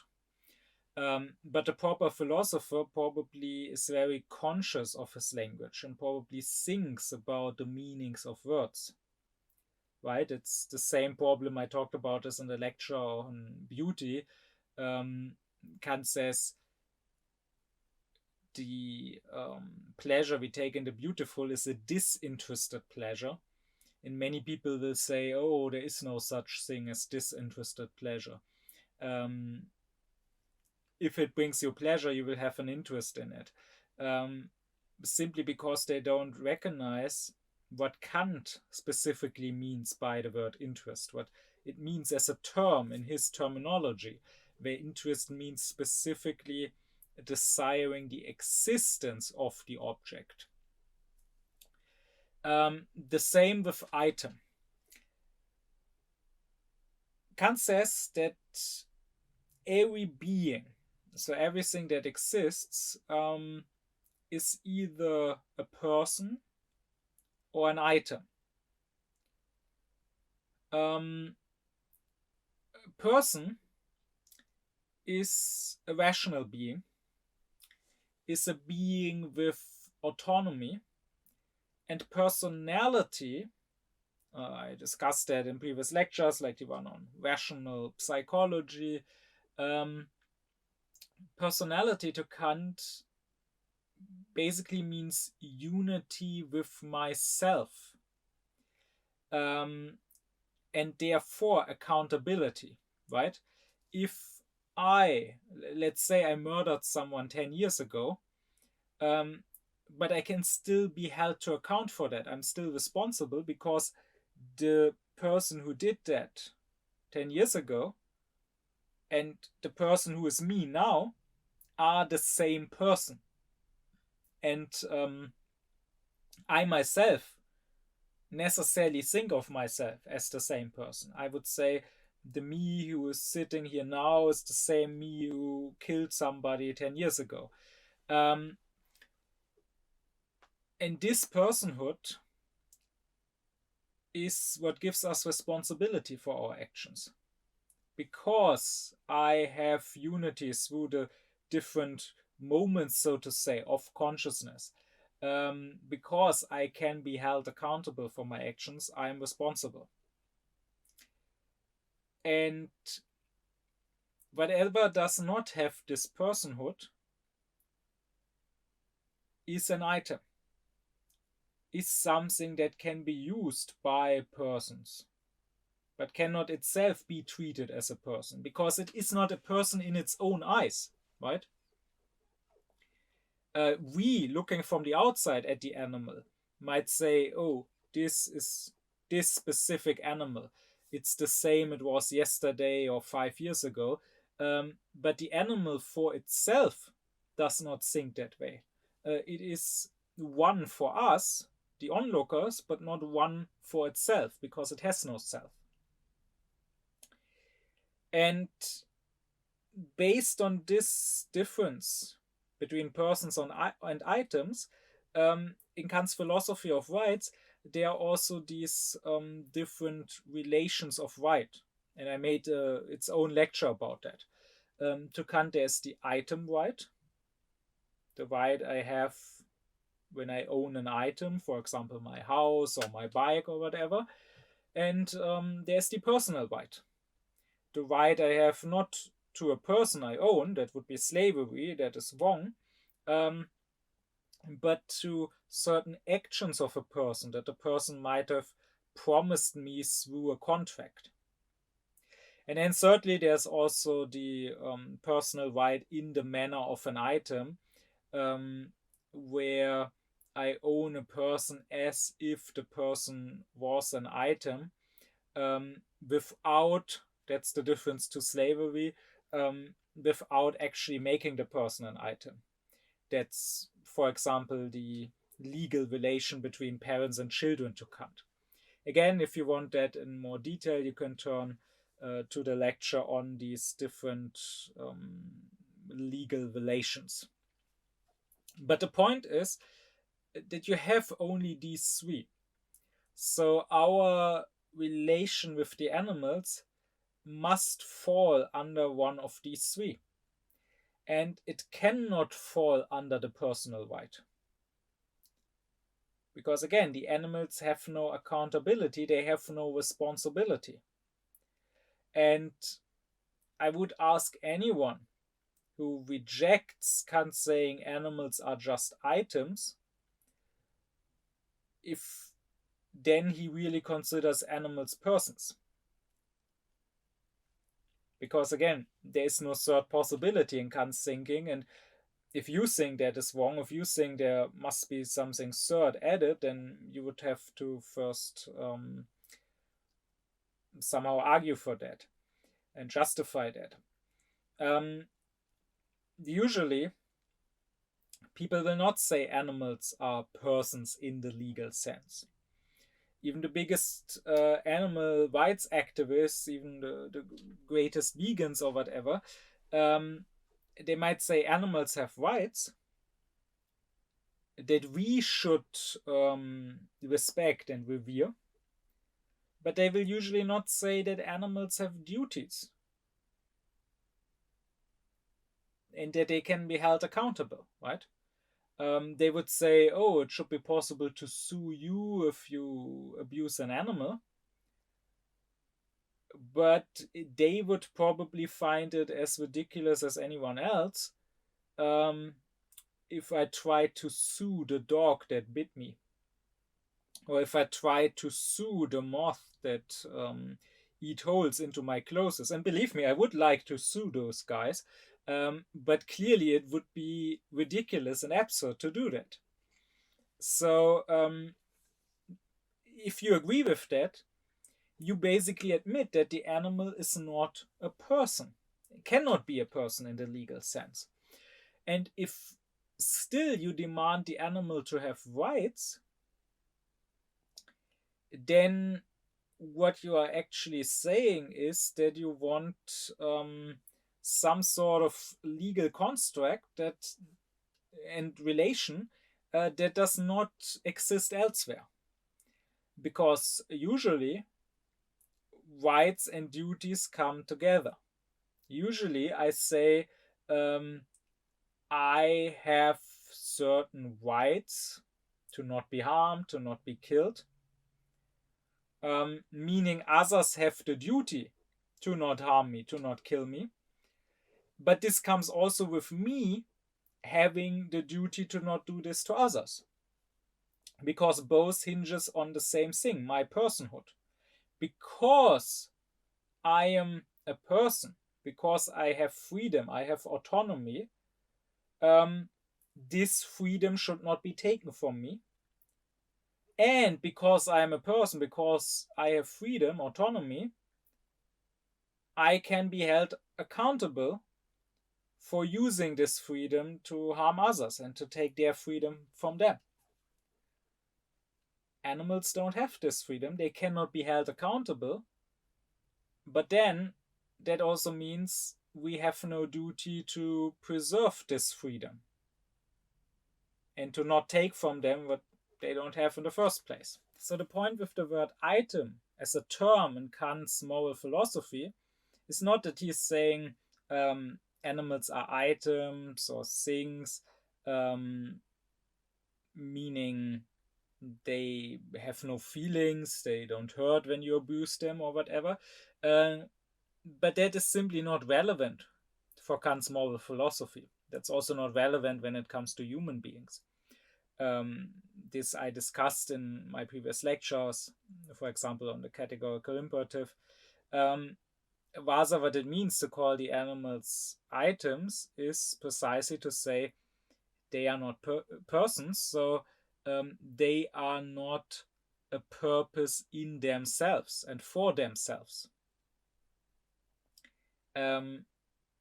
Since they don't have autonomy, they cannot set a purpose for themselves. They cannot say, this is my goal, this is what I want to do because I understood it to be good. Rather, nature gives them their goals. Their instincts drive them towards something. And since they cannot have a purpose for themselves, there can be no duty to respect that purpose, to revere this freedom of theirs. Rather, they can only be a purpose for another being, for a being that is rational, that does have autonomy, and that gives them a purpose, that says this horse is for riding, this dog is for protecting my property or whatever. And if you were to say that animals should not fall under the item right, but rather under the personal right in this legal framework of Kant, then you would have to be consistent. Then this would mean, okay, as other persons, animals have a right to not be killed, to not be abused, but it would also mean as other persons, they must have a right to their freedom, they must have their dignity. So not only would it then be forbidden to kill animals, it would also be forbidden to buy animals, to put animals in cages, to put animals on leashes.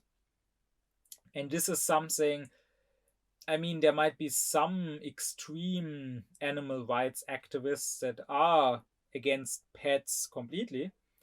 But for the most part, even people who care about animals, even people who are vegetarian or vegan, don't see it as problematic that you keep an animal as a pet. They will not say putting the dog on the leash will be an attack to its dignity.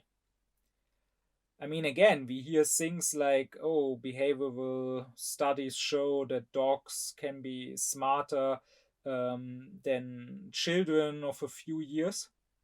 And that might be true. I'm not doubting that. But still, everyone immediately senses that it's fine to put that dog, no matter how smart he is, on a leash. It's not fine to put even a 3 or 4-year-old child on a leash just like that, because that is against human dignity.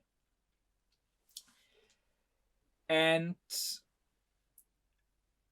I already discussed in the lecture on these different legal relations, legal categories, that Kant says item right means that we have a right not towards an item, but to an item. But it is a right towards other human being in regard to the item. This means that, let's say I own a house, I have a right to that house. It means that actually it is other human beings towards whom I have this right. Having a right to the house means I have the right to tell others, don't enter my house.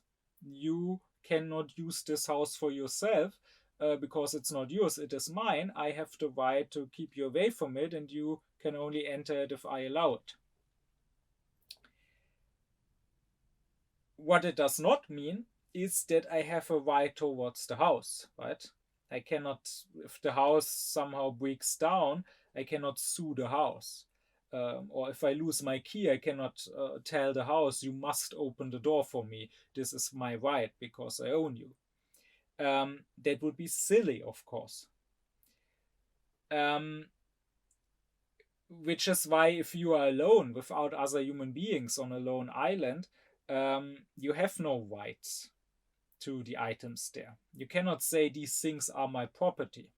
You can say you have a negative right in a sense. You can say I do not have the right to use them because no one else has a right to them. They don't belong to anyone. So sure, I can pluck the coconuts there.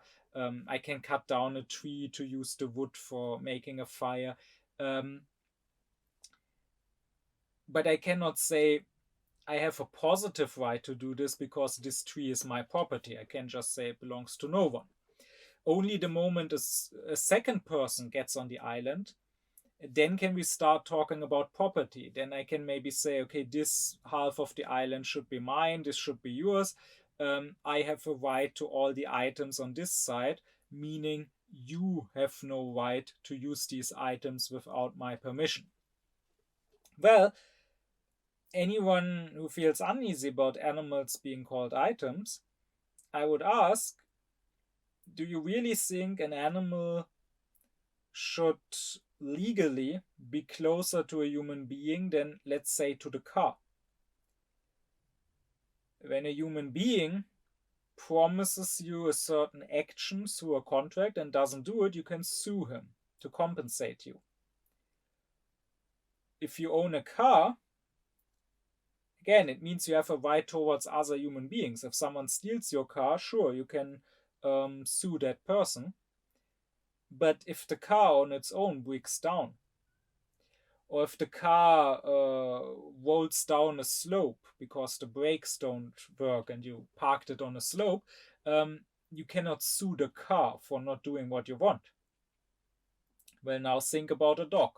If you own the dog, sure, someone steals it, you can hold that someone accountable. But if the dog runs away on its own, or if the dog does not follow your command, do you really think you should be able to hold the dog accountable to take the dog to court? You probably don't think that. Meaning you admit that the dog is an item legally. Again, this has nothing to do with stuff like, can it feel, can it be in pain? That's not philosophical thinking. You must be able to think in principles and to ask, what sort of legal relation do we have with this thing? Do we have the relation we have with a person? No, we have the relation that we have with an item. But so far I addressed only one side of the misunderstanding or the criticism. Okay, when Kant calls animals items, it is not a statement about how much they can feel or whatever. It is a specific term in his legal philosophy. But still, does it mean that Kant says we can do with them whatever we want and it is okay to abuse them? No, certainly not. There are several statements from Kant and also about Kant that show that this cannot have been his opinion. So, for example, he says explicitly that animals should not be abused and tortured, and that we should also make sure that children don't do this, right? That children don't, I don't know, pull the cat's tail or blow up frogs or tear out flies' legs and wings or whatever little cruelties children might do to animals. Because it says we must cultivate our feelings of sympathy and our compassion, which help our morality. Now, morality should never be based on that. I discussed this in the lecture on the good heart and compassion, but still, they can be helpful in accompanying our morality, Kant says. And if you harden your heart towards the animals, if you get used to abusing animals, you will probably also have no compassion towards humans. And likewise, Kant says that if you have a dog that served you well for many years, let's say as a hunting dog or as a guard's dog, but now the dog has grown old and weak and blind or whatever and cannot serve you anymore, and now you just throw the dog out or kill the dog, this betrays a small soul. And this means being ungrateful. And being ungrateful to Kant is one of the three devilish vices. When I get to Kant's anthropology, I will talk more about those, but it's one of the, in a way, most bad, most inhuman things possible. You are being ungrateful and you are throwing away your own humanity if you do that. And it also seems that Kant did not just think that you morally should treat the animals decently, but rather that he even thought that this could or maybe should be legally enforced. Because Kant likes to relate an anecdote from ancient Athens, where allegedly someone drove away his old donkey that had grown weak and useless. And the Athenians, this guy was taken to court, and the Athenians legally convicted him to having to take in his donkey again and having to take care of his donkey until it died.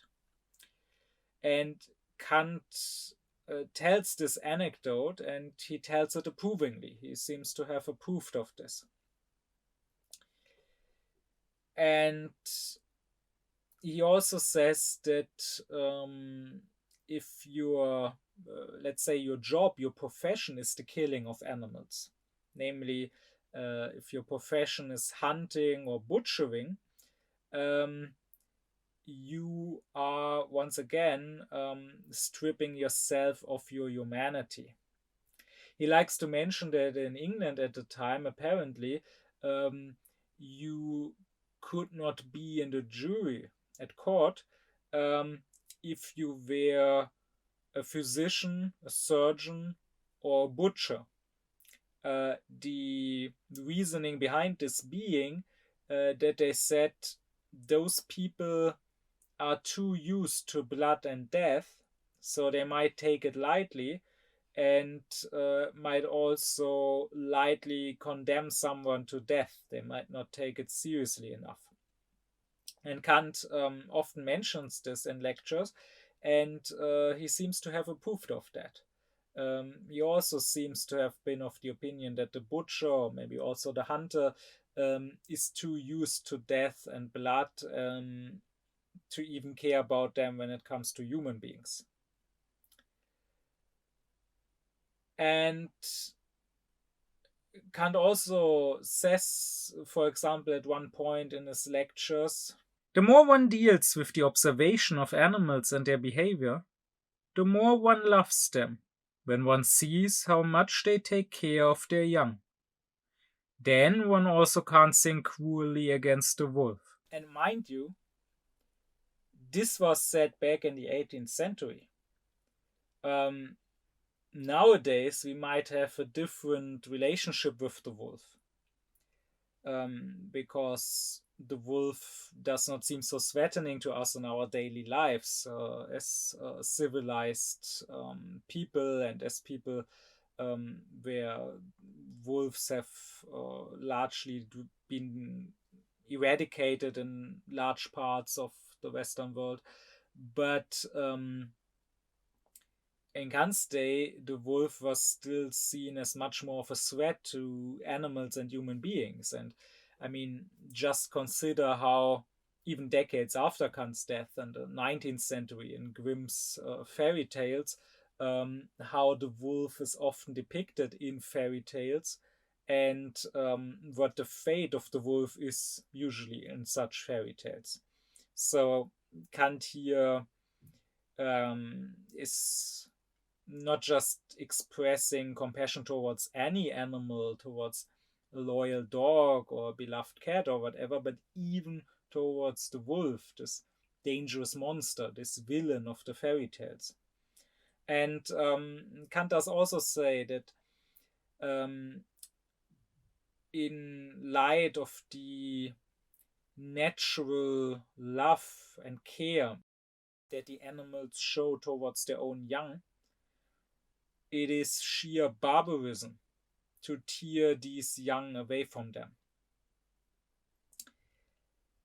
And he says that particularly if you study nature, if you look more closely at it, you will come to love the animals more and more, and therefore treat them with care and with softness. Because in general, Kant says, that which you look at closely, that which you study, that which you understand, you come to love. He likes to tell an anecdote of the philosopher and natural scientist Leibniz, who supposedly studied a little bug and was so amazed by what a miracle of nature that bug is, that he didn't just carelessly throw it away or squish it at the end, but carefully placed it back on its leaf. So you have many such general remarks of Kant's about animals. And also you have more specific stories told by, for example, acquaintances of Kant in the biographies they wrote.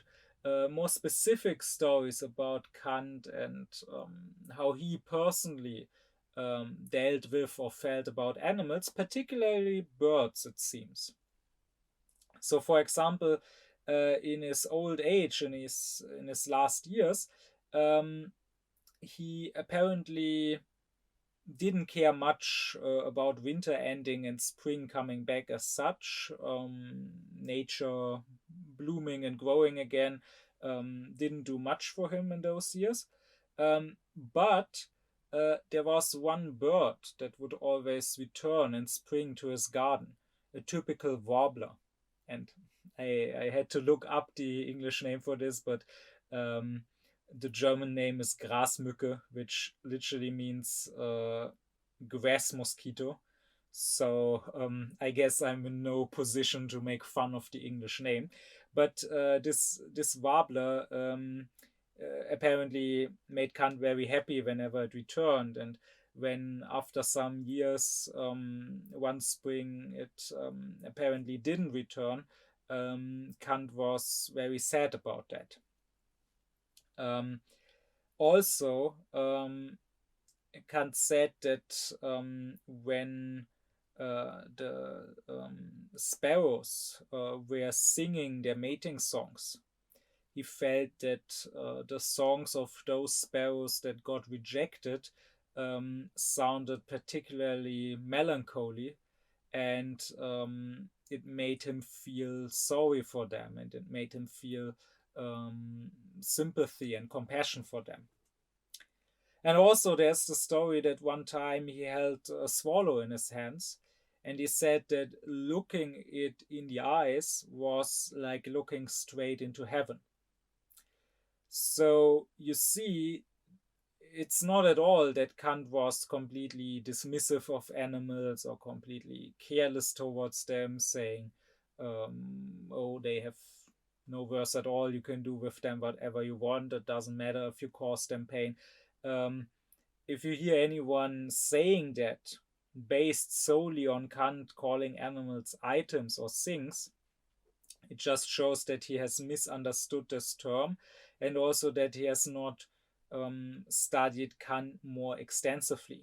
I mean, here again, this is one of these issues that arise if you just read certain things about Kant, or maybe read Kant himself, but only a specific work like about moral philosophy.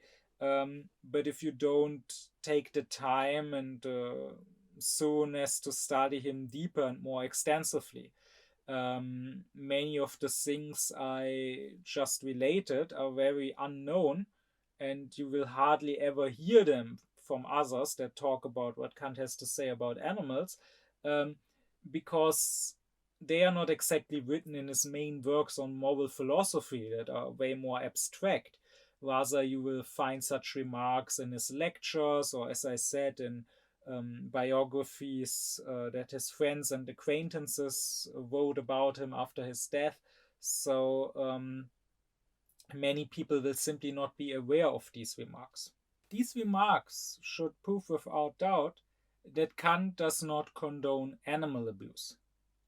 But they don't explain why he does not condone it. Indeed, one might ask now, how does this fit together with Kant saying animals are merely items without rights? Well, first of all, let me clarify that Kant says we can have moral duties in regards to something and towards something. And we only have moral duties towards human beings. So the duty to care for animals, to not abuse animals, is not a duty towards the animal. And if I abuse the animal, I'm not committing an injustice towards the animal. I'm not hurting the animal's rights, it has none. Rather, Kant says we can have duties in regards to something, but towards somebody else. Like, for example, when it comes to property, right? I have duties in regards to other people's property, duties not to destroy or to take their property, for example. But it is a duty towards them, not towards their property, right? If I burn down someone's house, I have not harmed the rights of the house, I have harmed the rights of the owner. So even the duties in regards to the animals are not duties towards the animals to Kant. And again, this is precisely where people will accuse him of anthropocentrism. And we live in an age where centrism of any kind is enough to dismiss someone, right? If you say this thinker is anthropocentric, or if you say this thinker is Eurocentric, for example, then this is enough to not engage with him anymore and not actually listen to his thoughts and his arguments and so on, which is, of course, very cheap. But no, if someone thinks that Kant is anthropocentric, that shows a fundamental misunderstanding of Kant's whole moral philosophy.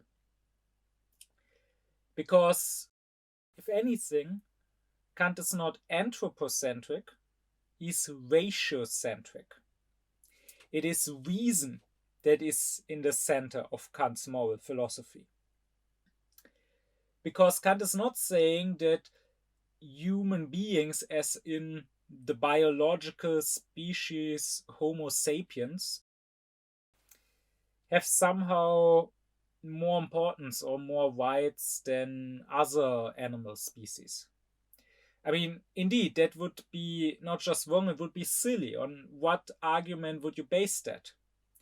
And it would also sound very suspicious when it's coming from someone who belongs to that very species, Homo sapiens. But no, what Kant is saying is that rational beings have more worth than other beings. This would apply also to rational aliens or to angels, spiritual beings, if such exist. And this might sound like just a technicality that comes down to the same thing, but it is very, very different. Because, as I said before, Kant distinguished the homo phenomenon, so the human as a sensual being appearing in the sensual world, and the homo noumenon, the human being as he is in himself, as a rational, autonomous being. And the homo phenomenon, I mean, that would be the animal species Homo sapiens, has no inner worth. Not any more than any other animal species. What has worth, what has a special dignity that must be preserved and revered, is this homo noumenon, this autonomy and rationality of ours. And this is not arbitrary. I mean, you could think, and there are people, superficial people, that say this. You could say, oh, why would we place rationality in the center of morality? Why should it matter whether a being is rational or not? Why not place sentience in the center of morality? Why not make it about who can feel or not feel pain? Well, because we are talking about value here. And the point is, morality is about that which has a value in itself, right? Not just a value for something else. That would be the useful, right? A hammer has value because I want to drive a nail into the wall. The nail has value because I want to hang up a picture. But if I don't care about the picture or about the nail, then the hammer is worthless for me. It has only a dependent value. But in morality, it must be something about something that has value in itself, not value for something else. And that obviously can only be a being which is capable of giving things value, a being which can think about values, which only a rational being can. Such a being has value in itself because without it, if all rational beings vanished, if you imagine a universe by all means populated by animals that can feel but without anything that can think, then that universe would be literally without value because no one would ascribe values to anything. Or you can use the word purpose, which is what Kant would do, which is such an important word in Kant's philosophy. Rational beings that have autonomy can set a purpose. And therefore, they alone are a purpose in themselves. Because they are needed in order for there to even be purposes in the universe. If all rational beings vanished, then the whole universe would be, once again, literally without purpose. because no one would give a purpose to anything. So that is why reason is in the center, because only reason can judge, only reason can even talk about something being or not being in the center. I mean, people can say as much as they want, oh, why should reason matter? What should matter is that you can feel pain. But how are they saying that? What they are saying is a thought. They thought about this. They are saying this with their reason. They are talking about a should, not about an I want. Like a being that has no reason but can feel pain can say, I don't want to feel this pain. I want it to stop. But it cannot say that something should or should not be the case. So as soon as you talk about morality, even if you talk about a wrong morality, and a morality based on feeling is necessarily a wrong morality, as I showed in previous lectures, then you are using reason. So you can say morality should not be about reason, it should be about being able to feel pain. But a being that can feel pain but has no reason cannot say that. You can claim this being should be treated as a purpose in itself, but this being itself cannot say so, does not see itself as a purpose. Because once again, only you as a rational being can think about purposes. That is why without you, there would be no purposes, which again is why you alone are a purpose in yourself. I mean, that is the great discovery of Kant and the great genius of his moral philosophy. That is why alone his moral philosophy is not arbitrary. Any other one would be. I mean, you can say that, of course, once there are beings in the world that can feel pain and pleasure, then it is understandable that these beings, since they already do find themselves existing, would rather exist in a state of pleasure than in a state of pain. But that does not answer the question even why we should give them pleasure and not pain. And it certainly does not answer the question, why should such beings exist at all? Again, once they do exist, of course they want to exist in a pleasurable state, but if they didn't exist, if they had never been created, then they would also not feel displeasure, and not existing, they would not mind not existing, right? So what worse even is there to feeling beings existing? None. Unless these beings have worth for other beings, not worth in themselves, but worth for others that can use them for riding, for pulling carts, for their wool or whatever. And these other beings must be rational beings that can even talk about worth and about something having a worth in itself. I mean, this is the whole reason why Kant also does not require God for his moral philosophy. Right? Even nowadays, you will have many people thinking you can only have an absolute morality if you have God.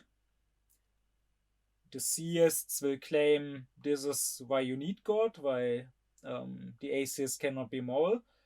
And others, atheists, will claim that indeed there is no absolute morality. There's just a relative morality, just what we as human beings like and would wish from each other.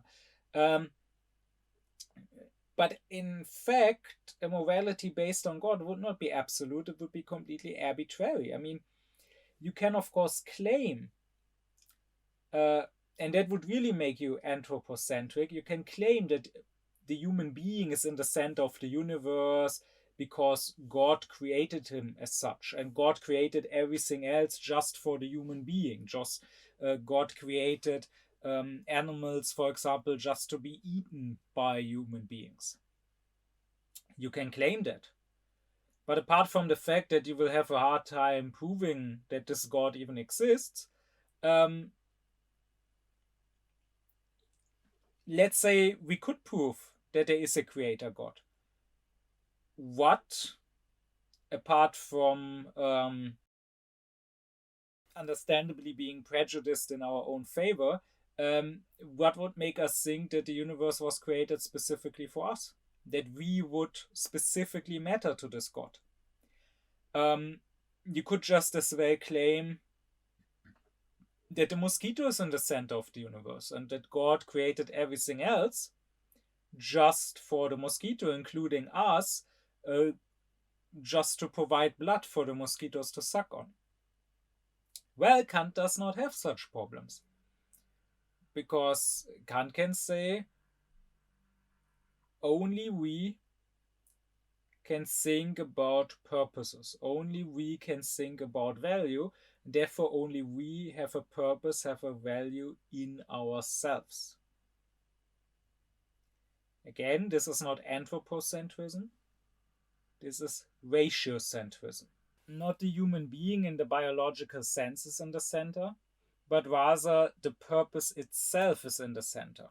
Freedom, the ability to even set a purpose, is in the center, and because it is the ability to set a purpose, it mustn't be used as a means to achieve other purposes, but it must be a purpose in itself, because without it there would be no purpose.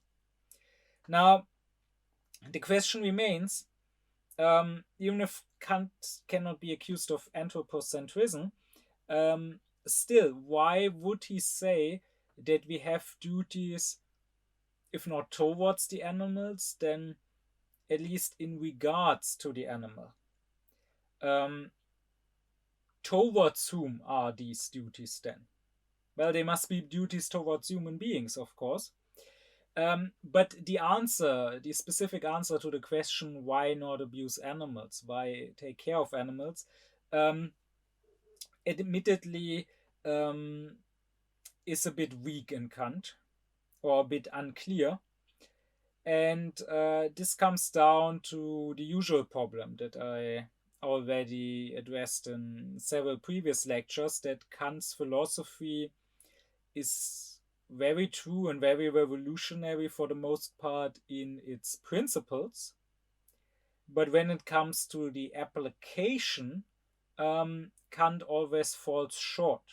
And Kant often falls short, and Kant often stays behind his own philosophy and is not entirely consistent. So often Kant will give one reason not to abuse animals, and that is that he says this is a duty towards other people at the end of the day. Because if I do abuse animals, I will harden my heart, I will cultivate cruelty instead of compassion in myself, and this will also lead to me treating others accordingly. Since I want to keep my heart open and feeling for other human beings, since I want to be compassionate and sympathetic towards them, I should cultivate this even in the way I treat animals. This is an argument I already alluded to when I said we should, according to Kant, we should take care that children don't abuse animals. Or when I said that, according to Kant, the hunter, the butcher, strips himself of his humanity. Or when I said that Kant approves of the English not admitting, amongst other people, the butchers to jury because they might lightly and carelessly condemn someone to death, being having grown so accustomed to death and blood. But of course, this would mean that not only do we not care for the animals for their own sake, we care for the animals simply because we treat them as means to an end. The end being our fellow human beings. And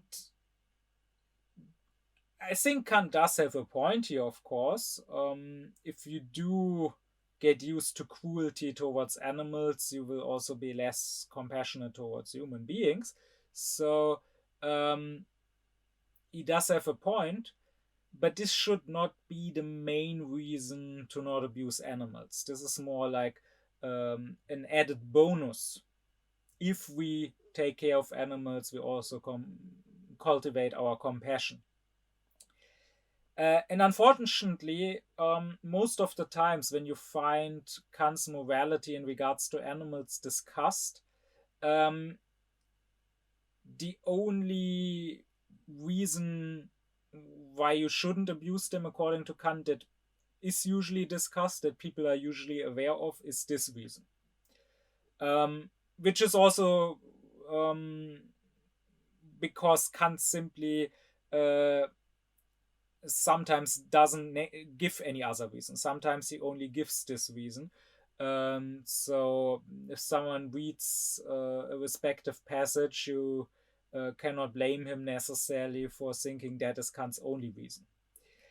And rightfully, this gets criticized as just treating the animals as a means for other human beings, and this gets criticized also as being a rather weak reason in itself. So I don't have to get into that criticism because it's pretty clear, and also it is correct. But here Kant is speaking from the perspective of lower morality. It was Fichte who distinguished between a lower and a higher morality. And there are some instances, so you have to properly look for them to find them. There are some instances in Kant where, when it comes to animals, he assumes the standpoint of a higher morality and gives a more proper answer why we should care for the animals. And here it is not a duty towards our fellow human beings, it is a duty towards ourselves. What these duties are specifically about, what this means, how you can have a duty towards yourself, I discussed in its own lecture. And I also said there that these, to Kant, are even the most important duties.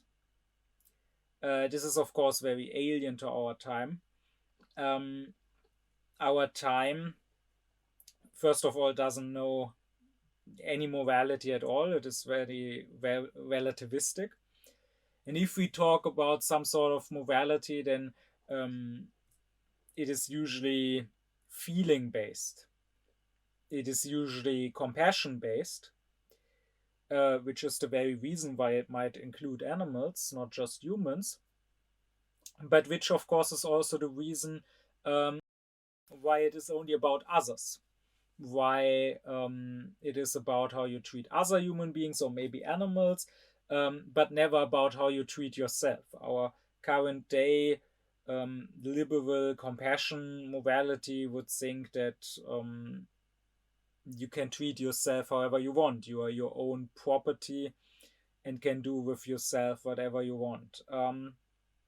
While to Kant, morality, after all, is about the dignity of humanity.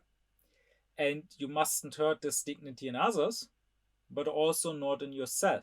So how you treat animals is about your own humanity. You owe it to your own humanity, to yourself being a rational being, to always act as a rational being, to always act with dignity. But surely to abuse animals just for the sake of it, to be careless or even actively malicious, to take pleasure into causing harm and suffering is not dignified. Surely it is not befitting a rational being to occupy his time with, say, tearing off the legs of a fly. So that is why we should not abuse animals, because we should act as humans, not as monsters or wild beasts or whatever. So just imagine a perfect human being. Imagine a human being not as they are, as you find them in the world, but as they should be. Imagine someone who's truly holy. Imagine the sort of human being that a good, a holy God would want us to be. Indeed, imagine the sort of human being that God would have had in mind as a sort of template when creating the human beings, the humanity that was in God's mind. This human being would be what Kant calls the ideal of the God-pleasing humanity. I gave a lecture about that, the ideal of holiness. And at least if you are Christ, then you would believe that Jesus fit this ideal. And Kant would say that indeed we can say that this ideal, not necessarily the historical specific human being Jesus of Nazareth, that is a matter of your personal belief, but this ideal of the God well-pleasing humanity, Kant says, can be called the Son of God, that was with God from the beginning and is therefore uncreated. Because God, from the very beginning, because in God there's no change, would have in his mind this ideal of what a human being should be like, and would then create humans in the image of this ideal, so of himself. So imagine a truly holy person, the ideal of the God well-pleasing humanity. Imagine a Jesus, if you want. I ask you, can you imagine someone like that abusing animals? Can you imagine someone like that whipping a horse bloody so that it runs faster? Or can you someone like that having fun at abusing, torturing a small animal to death? No, you cannot. No matter how good, how holy that person would be in how he deals with his fellow human beings. If we were to abuse animals, we would not say that he is truly, utterly perfect. It simply does not fit in our minds with our own rationality, with our own dignity, our own humanity, to abuse animals. So that would be the proper reason from Kant's morality why you should treat animals properly. Because your humanity demands it. And as a side note, the duties towards yourself are not just the most important moral duties, on which even the duties towards other people depend, but Kant also says that often people think that what is a duty towards themselves is a duty towards others. And that's the case here, right? People may think that they have duties towards the animals when it's a duty towards themselves. That's the same in other cases. For example, I had a conversation a while ago with a friend of mine because a girl was interested in him and very clearly expressed that, but she had a boyfriend. And so he asked me if I had sex with her. making her cheat on her boyfriend with me, would that be moral? Or wouldn't I be acting shitty towards the boyfriend? And my answer was that it would not be moral, but not so much because you are doing an injustice towards the boyfriend. She might be doing that. I mean, she's in the relationship, she's cheating. But you are single. You are not the one cheating. You are not the one, in that sense, betraying her boyfriend. But you're betraying yourself. If you have any dignity as a human being and don't just think with your dick, then you will not engage in such a situation. Then you will not be involved with this cheating, even if you are not the one cheating. So, again, often we think something that might be a duty first and foremost towards ourselves is a duty towards others. A main example in Kant would be lying. And I gave a whole lecture about why we shouldn't lie, not even to save a life.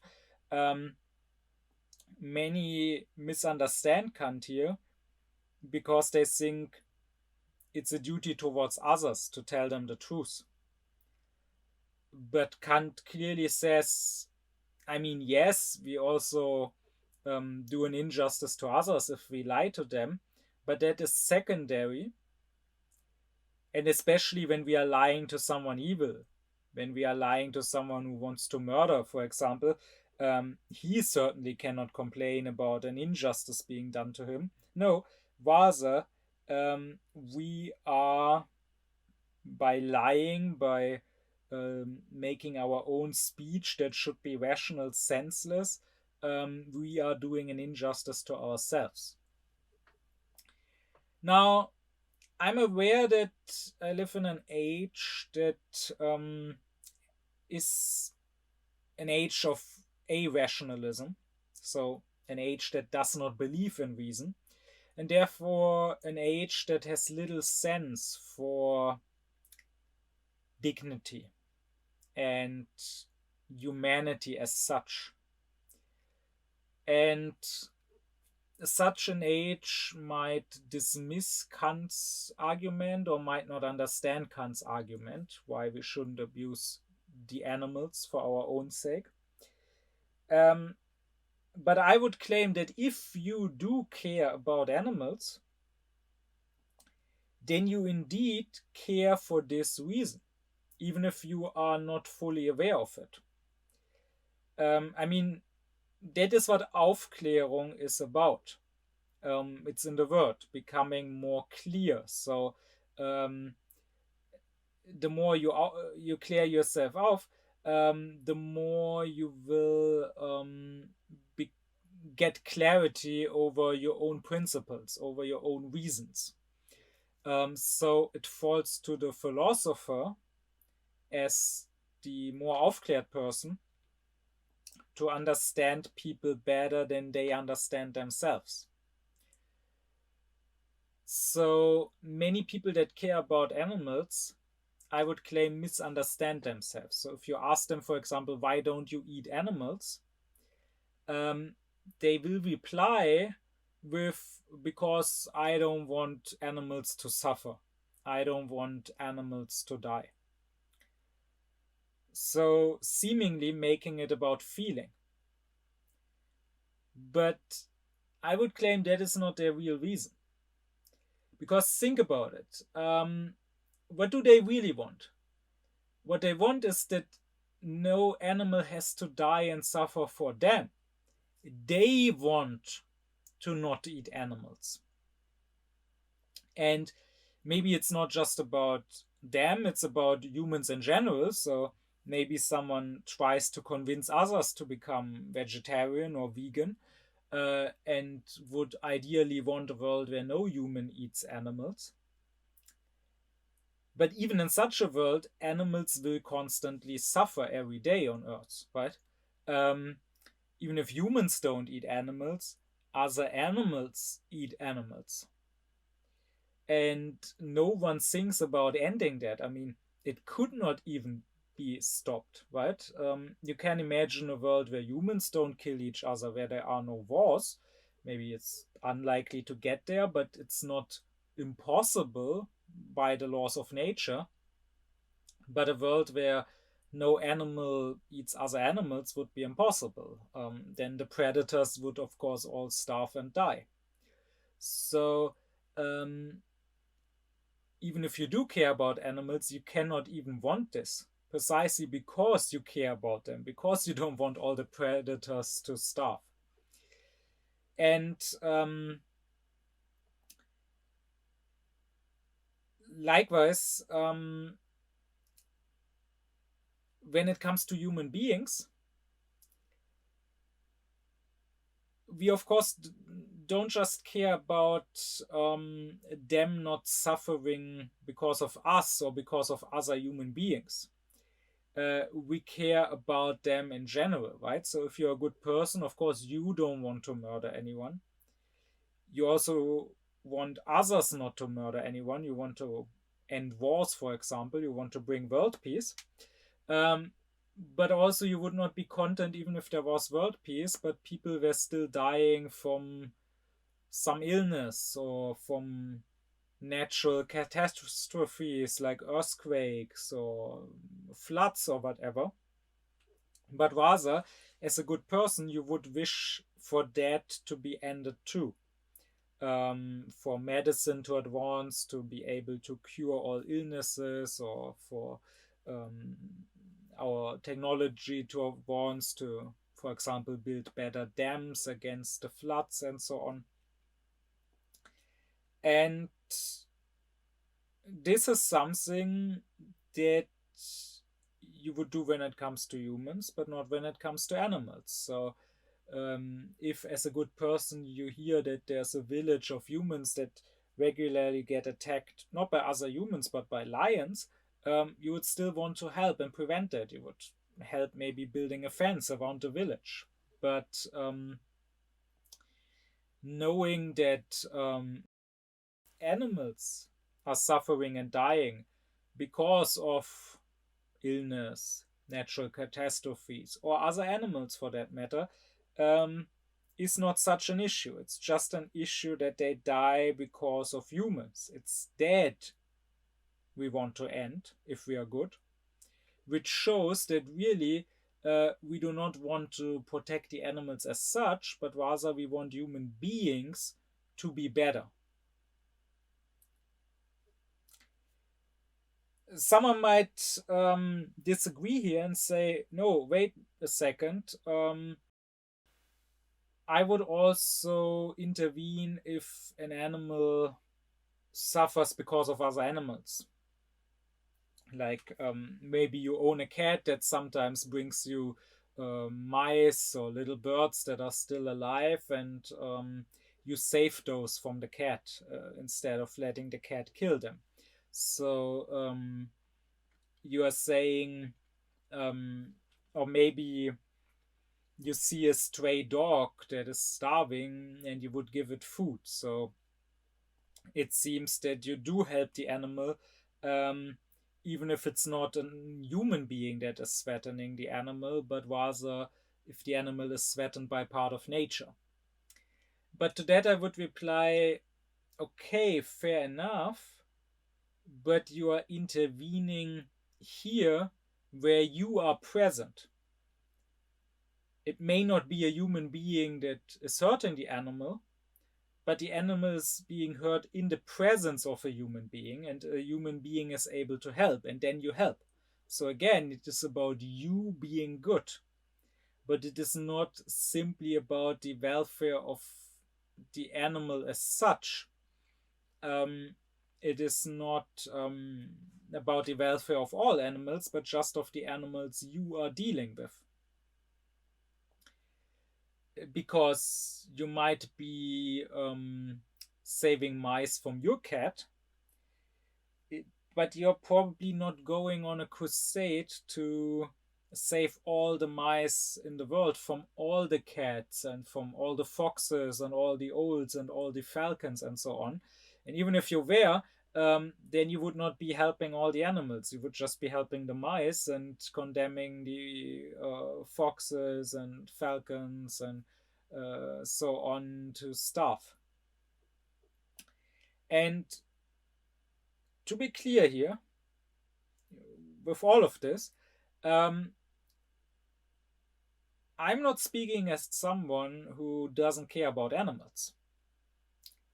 That's important for me to stress, right? Because again, there's this cliche, this prejudice that Kant didn't care about animals and that his whole moral philosophy is just dismissive of animals or basically allowing for animal abuse or at least not giving any fundament for protection of animals. And someone might have the suspicion that if someone agrees with Kant's moral philosophy and subscribes to it, maybe that person simply doesn't care about animals very much. Well, I probably care about animals more than most people. I don't eat animals, and I do help animals if I can. Even to a degree that many people would maybe find ridiculous. I mean, more than once in my life, I've saved a fly from a spider's web. And then I've spent up to 2 hours trying to disentangle the fly from that web carefully,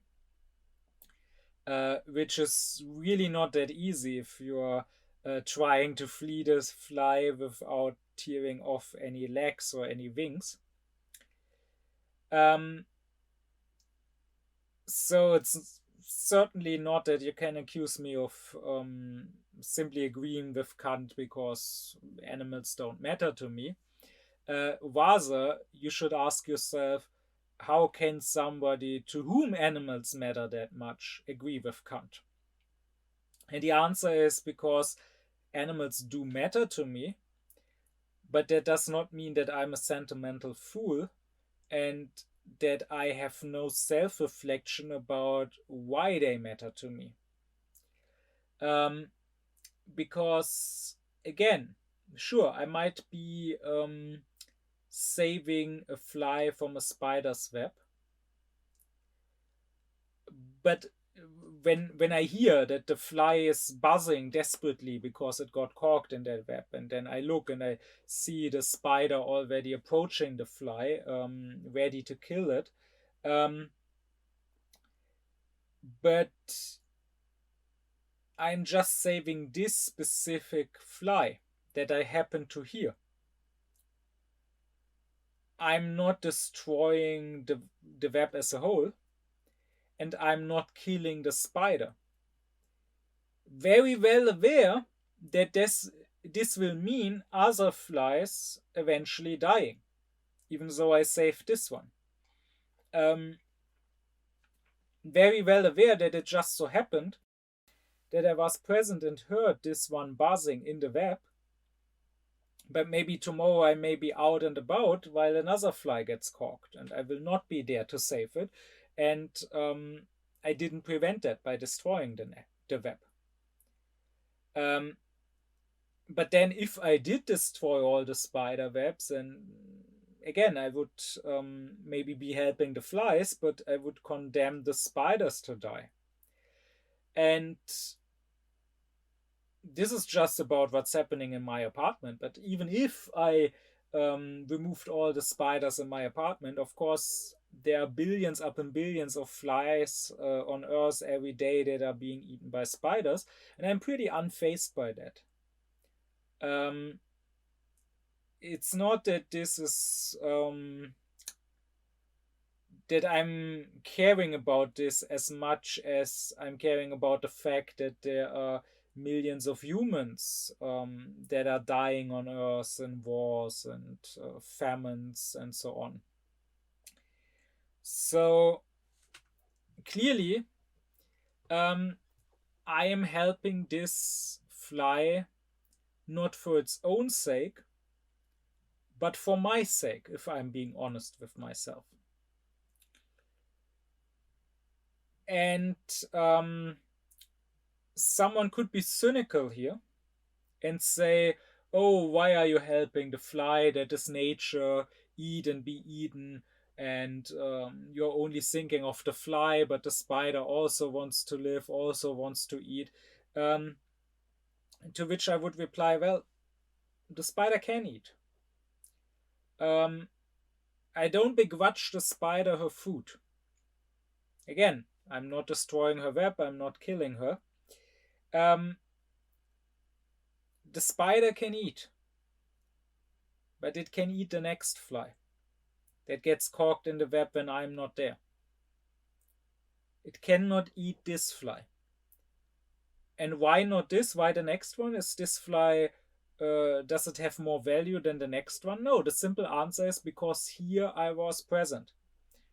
Because here the divine providence, if you will, let me be present to save this fly.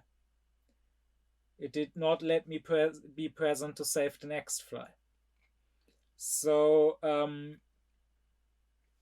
really, the point is just that when I hear the fly desperately and loudly buzzing in the web for minutes, desperately trying to get free, I cannot just sit by and ignore it. I cannot just shut off my heart and make myself deaf to that. I owe it to myself, to my own humanity, to intervene. And other people might not go as far as me, might not care about flies and spiders' webs. But the principle is the same. If, let's say, you go through the park and you see a little bird that fell out of its nest on the ground, and maybe you see some fox approaching from afar. If you drive the fox away and take the little bird and bring it to some shelter, which I think is something that, of course, not everyone, but many people would do, then again, why are you doing that? For the sake of saving the birds? You just saved this one bird. If you don't run after the fox and catch it or kill it, the fox will go on to eat other birds when you aren't there. And you know that. But this is not causing you sleepless nights, probably. Because it is not about saving birds in general. It is about the fact that you cannot live with yourself. You cannot be dignified in your own humanity if you just carelessly walk by while a helpless little thing is being eaten in your presence. You were here, you saw this, so you had to intervene. It's not about the bird, it's about you. Of course, one could dismiss all the arguments about why we should take care of animals and not abuse them as mere scholastics and say that what matters is the result. I mean, whether you come at it from a Kantian perspective and say you owe it yourself, it's a duty towards yourself, towards the dignity of your own humanity, to treat animals with care, or whether someone says you should have compassion with anything that can suffer and therefore treat animals with care, the result, the action that you should do is the same, no? Well, if you are a consequentialist, so someone who in morality does say it's only about the consequences, the results of the actions that matter, then indeed that should be all you care for. Now, consequentialism is wrong, very much so. And Kant has shown that, and I already gave a lecture about why morality is not about the consequences of our actions. But I'm saying if you are a consequentialist, then it should be enough for you that the animals are cared for, whatever reason someone might have to do it. And interestingly enough, people do seem to care. There are, as I already said, many people attacking Kant's morality on the basis that he does not give dignity to animals, that he calls animals items, and so on. And this is strikingly inconsistent for alleged consequentialists, which should be an indicator that this is about something else entirely, that these people themselves are not fully aware of. They claim to want to save the animals, but the animals are saved if we follow Kant. We don't have to follow morality of compassion if we want to save the animals. So it cannot be about that when they criticize Kant. Rather, my claim is they don't actually want to save the animals, they want to save their own animality. What these people actually are rejecting when it comes to Kant's morality is not saying this. It's not this morality saying that you can abuse animals, because this morality does not say that. It is this morality saying that as a human being, you have duties towards yourself, and as a human being, you have a certain dignity. That's what these people are rejecting. These people want to live as animals. They want to blindly follow their own desires, their own whims. Might not always be cruel desires, might be compassionate desires, but still they want to follow their whims. And they don't want to be self-critical or have self-discipline. They don't want to have to think about their actions and to live with dignity. They don't want to aufklären themselves and rise to true humanity. And for that reason, I would say our time is so obsessed with claiming that humans are different from animals only in degree but not in quality. We are also animals. There is no fundamental difference between us as rational beings and animals as merely sensual beings. And of course, if you want to go there, then the only sort of morality that can exist is a morality of compassion, is a morality that is just about the suffering sensual creature feeling sympathy for another suffering sensual creature. And of course, once you have such a morality, that sympathy cannot be limited to just humans, but must be extended to all sensual creatures that are capable of suffering. Kant's morality is a very sublime one. It is, to say it with Nietzsche, like he doesn't say this about Kant's morality, but he uses these terms, it is a noble morality. And our time likes to reject anything noble and sublime and high. Indeed, there's one passage of Nietzsche's that I think fits quite well here.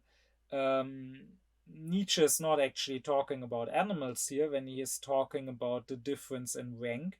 He is talking about different ranks between human beings. But still, I think it very much applies. Nietzsche says, "A morality of the ruling class, however, is more especially foreign and irritating to present-day taste in the sternness of its principle, that one has duties only to one's equals, that one may act towards beings of a lower rank, towards all that is foreign, just as seems good to one, or as the heart desires, and in any case, beyond good and evil. It is here that sympathy and similar sentiments can have a place. These people cannot imagine a morality where you do what is good not because you pity others, but because you honor and revere yourself. But this goes beyond Kant, so it was just a remark on the side. Um, if you want to not just understand Kant's moral philosophy, but understand why it makes certain kinds of people uneasy and is rejected by them, then you have to turn to thinkers that came after Kant, particularly Nietzsche. I want to stay with Kant for a bit longer. Because, again, someone could still think this is scholastics. What do I care? Why someone cares for animals, as long as they do care for animals. But in fact, this difference in foundation, caring for animals because you have pity for those who suffer, who can feel pain, or caring for animals because you have reverence for your own humanity, does not lead to the exact same actions. It leads to very different actions. Because a morality that is based on compassion with the suffering, of course, ends where suffering ends. And all other items of the world that cannot feel fall outside of that morality. So even when it comes to the plants, it's very questionable how much exactly can the plants feel pain. So do we have any duties towards the plants according to such a morality? But then if you move completely outside of the realm of living beings, if you consider lifeless objects, such a morality of compassion and pity would be completely careless towards them. Not so Kant. Kant says we should also treat lifeless objects properly. So, for example, he says with Jonathan Swift, if someone is shipwrecked and survives by clinging to a plank of wood and then gets to some shore, if that person is capable of immediately hacking that plank of wood to pieces without hesitation and using it for fire, feeling no sense of gratitude towards that wood that just saved his life, then he must have a very little soul and very little humanity. So while some people honestly think when they hear that Kant calls animals items, that Kant is okay with animal abuse, not only is Kant not okay with animal abuse, he's not even okay with treating a lifeless object like a piece of wood carelessly. That is how far his morality goes. And here you can see, of course, even more clearly that this is not about the object, right? We are, of course, not, if we are using this wood for fire immediately, we are, of course, not hurting the wood or doing an injustice to the wood. But we are acting as people that have no gratitude and no care. And that is not how we should be acting as human beings. If morality is based not on compassion for the suffering, but on our own humanity and our duty to act like proper human beings, act rationally, then that humanity has no limits at all. Then everything, even lifeless things, are included within morality. I mean, consider a person who had a beloved stuffy as a child and that stuffy accompanied that person everywhere and helped him falling asleep and so on. Okay, might be that he's a grown-up now. Might be that he does not need that stuffy anymore. But imagine if he just completely carelessly throws the stuffy away now. Has not the tiniest bit of sentimentality towards that stuffy. I would be sure that this cannot be a good person. Clearly, this is not about the stuffy as such.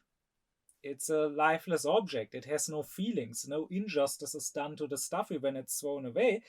But this is about your own posture. This is about what kind of person you are. And here, we get to a very important part of Kant's moral philosophy that, unfortunately, is pretty much never discussed. I don't know if there's any other video here on YouTube that would even mention it. I already alluded to it earlier on. People hear animals being called items, and then they think, oh, well, with an item I can be careless, an item I can destroy, like if I bash in my own car with a baseball bat, or if I take my own plate from the cupboard and smash it on the ground. That's not immoral. So if I do the same with my own animal, my own pet, then that's also not immoral according to Kant. That's what they think. But rather to Kant, it's the other way around. He would say it is immoral to destroy your own car or smash your own plate. And so therefore, even though they are just items, and so therefore it's also immoral to abuse an animal you own, even though it's just an item. Kant says we should not have what he calls the spirit of destruction. We should not be careless with the items of the world. And especially, we should not willfully destroy them. I mean, take something like a car. That car did not just fall from the sky to be yours. Rather, that car was produced. Time went into that car. Work went into that car. Resources went into that car. The environment was destroyed for producing that car. The least you can do is respect that and be careful with that and treat the car rationally. And again, being a rational being means being able to act purposefully. So you should use the car in a purposeful manner. The purpose of the car, for example, is to drive you somewhere where you can't get without the car. Okay. Maybe you can also find another purpose for the car. Maybe some night when you are on a trip and you are out in the wilds and there's no other place, it's also purposeful to sleep in the car. But to just willfully destroy the car for no reason, that is not a purposive action. And so therefore it is not a rational action and it is not befitting of a rational being. So no, you should not take your own plates and just smash them. And you cannot argue, well, I'm not smashing anyone else's plates. It's not like I'm harming someone else's property. No, but you are harming your own dignity. I mean, it's one thing if a child does this, but as an adult, you should be above taking pleasure in simply senselessly smashing things. And the point is, if you have this spirit of destruction, you cannot be a good person. You simply cannot. Our superficial morality that we have nowadays can say it as often as it wants. Oh, but you are not hurting anyone. How is it your concern? What I'm saying is, look not at specific isolated actions. Look at people's posture. And I ask you, if someone has this posture of destruction, can he be a good person? Think about it. Imagine people that you know. I just have to look back at my own school days. Even in elementary school, as a child, I was always careful. I rarely ever smashed anything. If I did, I was shocked, I felt sorry. But mostly I was careful. I was careful with my things too. I didn't usually lose my pencils or my school things or whatever. I had other classmates that were constantly losing stuff or accidentally breaking stuff. And also, they simply didn't take care of things. Like I would take care walking over a meadow not to step on the flowers. Others would just carelessly step over the flowers and trample them down. And looking back, me being like that as a child was the basis, was the fundament, was the so to say propensity for later adopting moral principles. While no one would be surprised, I would assume, to hear that those others that were more wild, more careless, more enjoying even willful destruction, enjoying to demolish a classroom when no teacher was there, that those at the same time were also the bullies. They didn't just mistreat things. Those same people that had no respect for things and for the work that went into things also had no respect for other people. And of course, also there is no clear limit between the two. I mean, consider, for example, I would lend things of mine to others. Like elementary school, I had lots of PlayStation games, and then someone would borrow one, and then I would get it back, and the disc was totally scratched, so that it was basically unusable. And this happened several times with different people until I learned my lesson to not just let anyone borrow my stuff, because I don't even know how this happens, to be honest. Like, it's not that they did this on purpose to mess with me. It's simply that they were so careless. But I couldn't be so careless if I wanted to. Like, I don't know how you scratch a disc like that. Like, I just take it out of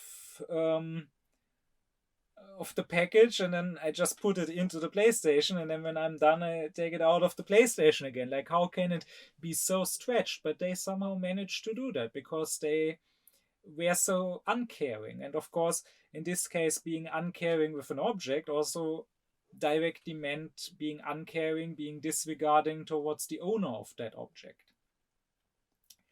And for more serious examples, you don't just have to think of little elementary school kids. I mean, think of what we could witness in the last over 2 years from the IGF soldiers who put their own war crimes online on Instagram, on TikTok, and so on. I mean, we have seen them willfully and full of glee demolishing the homes of Palestinians that they have driven away or that they have murdered, right? We have seen them simply kicking over a TV or taking a console and throwing it against the wall, um, even destroying medical equipment in a hospital, like massage devices for cancer patients. And I mean, even if they were looting these things, of course, this also happens. There are a lot of like Israeli women that post online about how their boyfriends or their brothers or whatever have bought them watches or cosmetics or whatever from Gaza. Different story. Um, Looting, while of course also an evil and despicable act, it is still a little more dignified than this, because at least here you are still acting in a somewhat purposive manner. Of course, you're not acting towards the actual purpose of humanity, the moral purpose. You are just acting with instrumental reason. You're just doing something that benefits your lower desires. But still, at least it is somewhat purposive. At least you're acting somewhat like a rational being.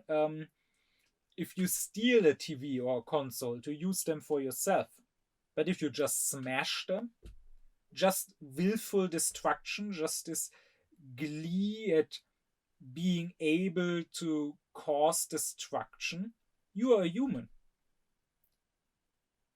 Created, I mean, this goes especially for the IGF soldiers because it is their holy book that says this, created in the image of God.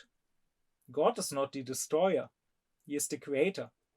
So if you are a great artist, if you create a marvelous statue or a great piece of literature, that is divine, that is godlike. But if you destroy something, that is pathetic. And the reason why these images of these Israeli soldiers are so enraging is, of course, because if they treat objects like this, they treat people like this. And so what Kant is saying is we should treat the world and all the items in the world, including the animals, in a purposive manner.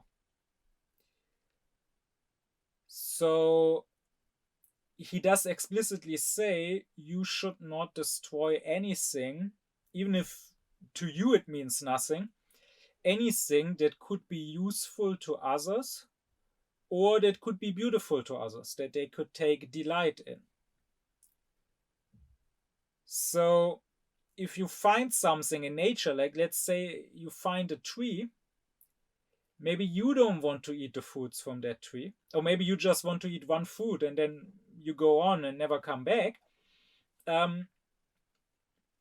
If you cut down the whole tree just for fun or just for taking one fruit that you could also have plucked by climbing or whatever, you are an evil person.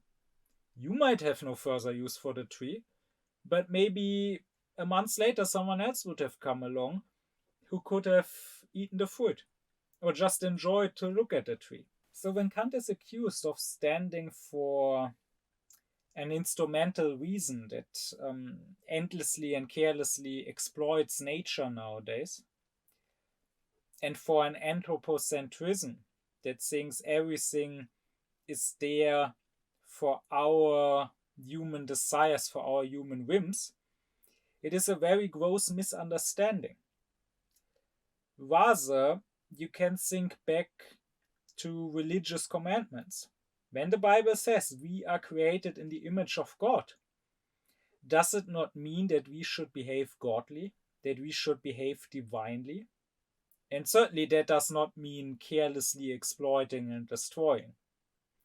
That means acting with grace, acting with dignity, acting with reason.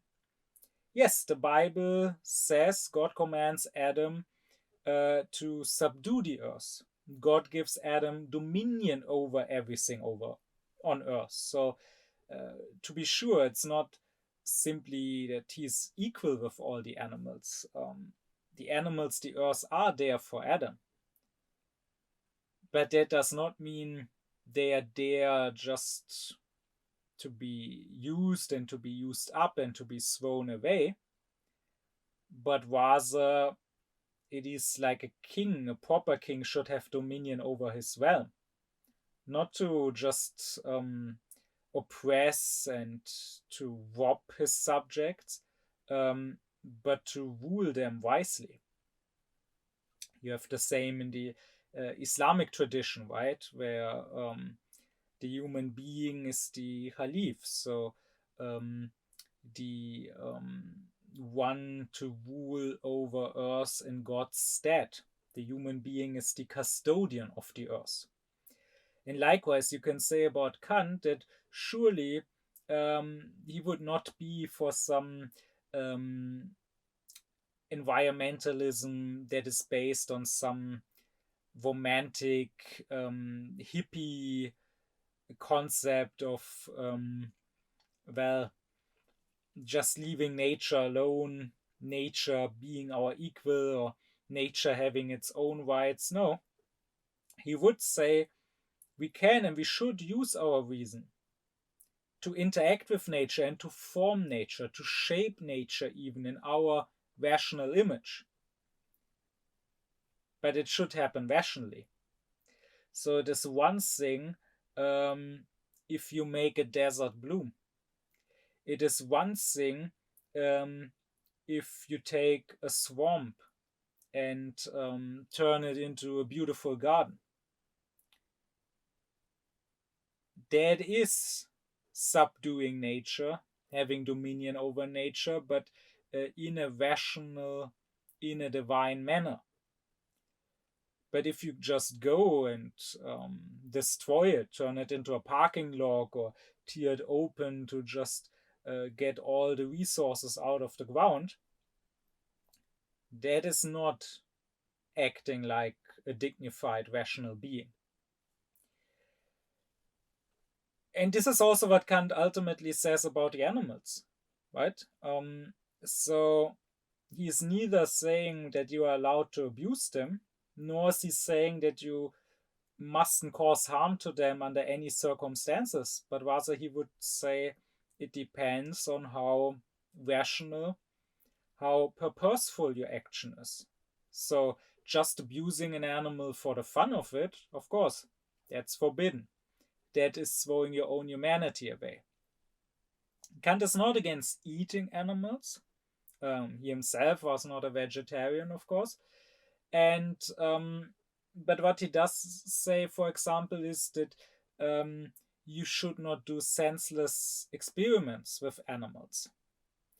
It would be one thing to Kant if you made experiments that were really beneficial, like to curing some serious illness in humans, and if that knowledge you are acquiring could not be acquired in any other way. That's an important point, because nowadays often when researchers claim they need to do experiments on animals, and I have a friend who's a veterinarian who studied precisely this, who was doing a doctors on precisely this topic on alternatives. In many cases where they claim they have to experiment on animals, it's just sheer laziness. There would be perfectly fine alternatives that would not harm animals. But Kant would say,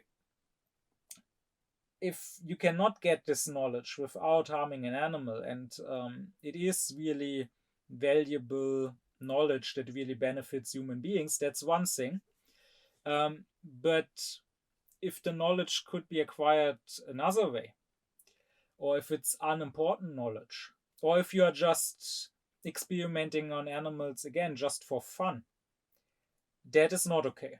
So Kant would certainly not agree with us doing experiments on animals to test cosmetics.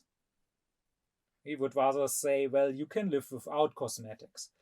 In fact, that would be a matter for another lecture, but we could discuss how much cosmetics, how much makeup can actually be justified in the face of human dignity. So for that, animals should not be made to suffer. And here I want to make another remark or another clarification about how Kant's moral philosophy here, unlike many others, allows for progress and for change in how we treat animals. Because Kant distinguishes, when it comes to morality, between narrow and wider duties. I've previously explained that in the lecture on the morality of love and the morality of right. And the narrow duties, they are more negative, and those you have to always follow in one specific manner because it's clear what you have to do, or rather what you have not to do. Don't kill, don't rape, don't steal. The wider duties are about helping others, or about, when it comes to the duties towards yourself, perfecting your own humanity, right? The narrow duties would be about not harming the dignity of others or not throwing your own humanity away, but the wider ones would be about actually improving things. And here there's more room for your own judgment, right? So, for example, the wider duty would be help the poor. But what exactly does this mean specifically? Should you give money to the poor? If so, how much money? And to whom? Since you can probably not give money to all the poor on earth, who needs it most? Or maybe you can help by volunteering in a homeless shelter. Or maybe you can go into politics and try to change our politics so that we have a society where there are no poor. Because, to be quite frank, if they are poor in a society, they have been stolen from. They are only poor because others are rich. It is grotesque and perverse that billionaires are allowed to exist in a world where there's a single homeless person. And I don't see why we shouldn't give every homeless person the right, if he had the chance to do so, to murder every billionaire he sees. By what right would he say he's not allowed to do that? But that aside, the point is, this wider duty allows for your own judgment. The moral law just tells you what kind of action you have to undertake, but not what specific action.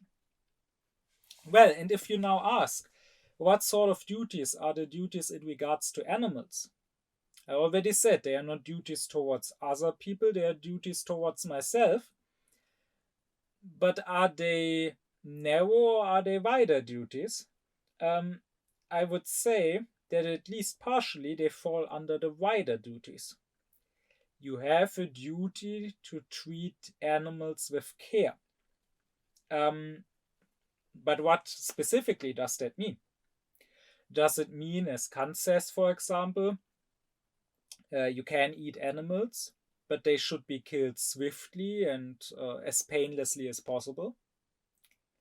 Or does it maybe mean, no, you should not kill animals to eat at all?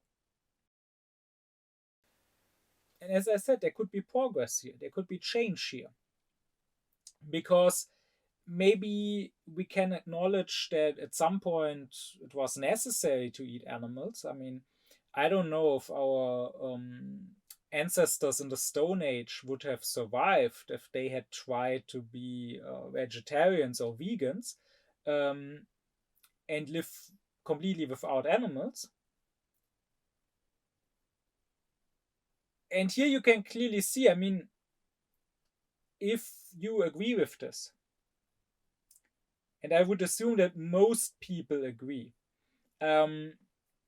except maybe some very extreme vegans or whatever, then you necessarily agree that eating animals cannot always be immoral. Because otherwise you would say that sometimes, or at some point in human history, it was not possible to be a perfectly moral, perfectly holy human being. Not just that there was no one like that, maybe there never was at no point in history, but that there could not have been someone like that. And then you would deny morality as such. Because as Kant says, the ought implies the can. If the moral law tells me you ought to act so and so, then it also tells me you can act so and so. So you cannot say you ought not to kill animals, while at the same time saying, but you must kill animals. You cannot live without killing animals. So if our ancestors had to do this, maybe, then that would mean that back then it was not immoral under the given conditions. I mean, I would not judge a Stone Age person for having eaten an animal.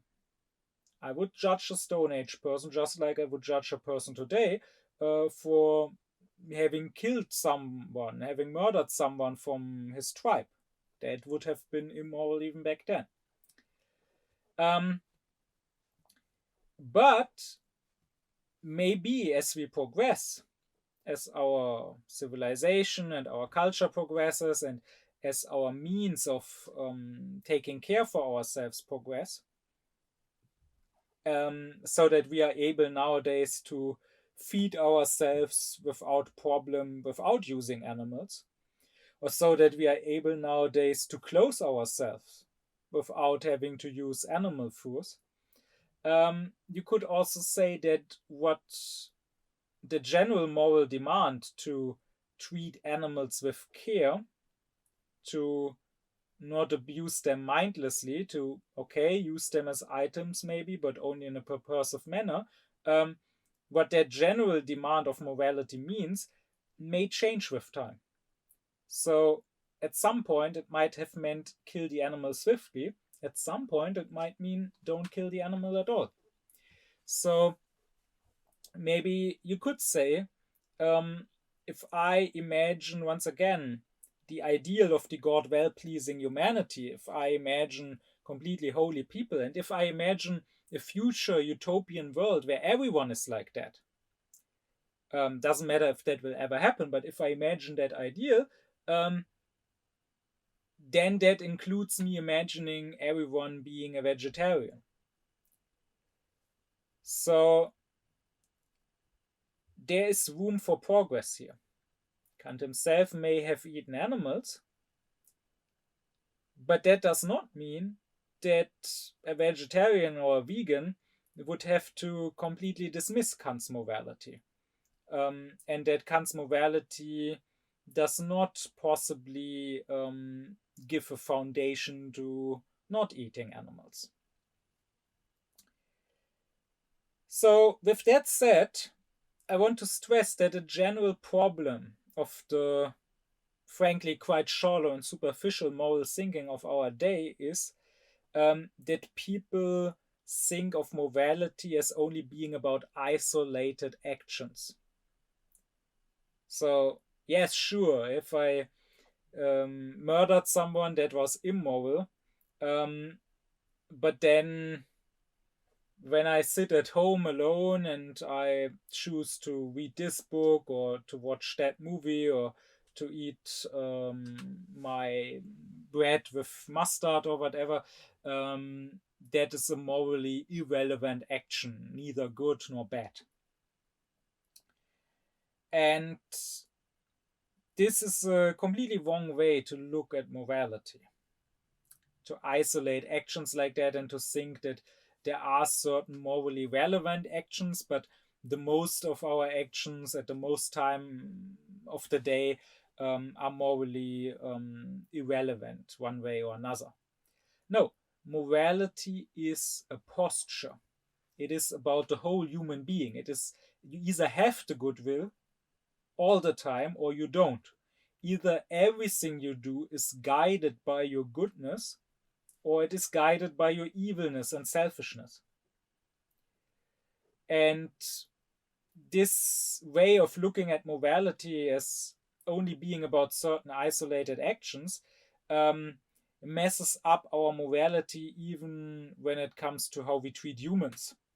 Because far too many people think, oh, I don't murder anyone, I don't steal from anyone, I have manners, I always say please and thank you, and that's enough, that makes me a good person. When in fact it is about having reverence, having regard for every person's humanity and treating everyone in every second of the day with that regard. And likewise, this way of looking at morality very much messes up how we deal with the non-human world. Because at most we think, okay, we should not cause suffering to animals who can feel suffering. But then otherwise we will be careless about items, thinking that it is morally irrelevant what we do with them, unless maybe they are owned by somebody else. With Kant, it turns out we actually have an answer to the environmental issues, to the climate emergency, to nature's exploitation of our day. Because with Kant we can say even how I treat items matters morally. Not to them, but it matters for my own humanity. I should be true to my nature as a rational being. I should live up to what a rational being can be and should be. Again, when I own an item, like many people are so careless with it, if they manage to break their car or break their phone, the only reason they will mind at all is because a new one will cost money. But otherwise, they don't mind if one item is thrown away and replaced with a new one, right? And that is why we consume so much and why we, like, for example, fast fashion, we buy new clothes and then carelessly throw them away again. And someone who truly, not just superficially, how it is usually explained and talked, but truly, how it is truly meant by Kant, who truly lived according to Kant's morality, who truly followed the moral law that told him live with dignity, live with rationality, someone like that would treat nature with care. Does not mean he would leave nature alone altogether, does not mean he would not shape nature, but he would only do so with care and in rational manner for rational purposes. And if everyone acted like that, then we would not be in a climate emergency. But with that, I am done for real now, talking about Kant's moral philosophy. I'm not done altogether with everything that could be considered practical philosophy, because I want to spend a few more lectures talking about happiness and a good life.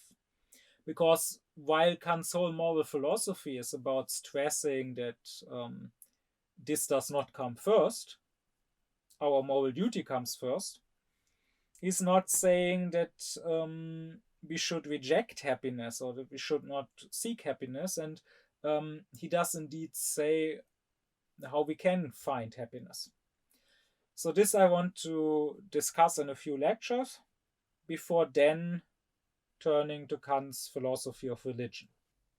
My deep thanks be to my supporters: Leo Allmann, Cenk Kubilay Altu, Thomas Deuringer, Kim Giamatti, Gernot Klaufen, Benjamin Lehning, Ökobong, Alexander Reuter, Lisa Rinner, Spendierhosenträger, Ron Suhl, as well as to all others who support me and my aufkläring cause.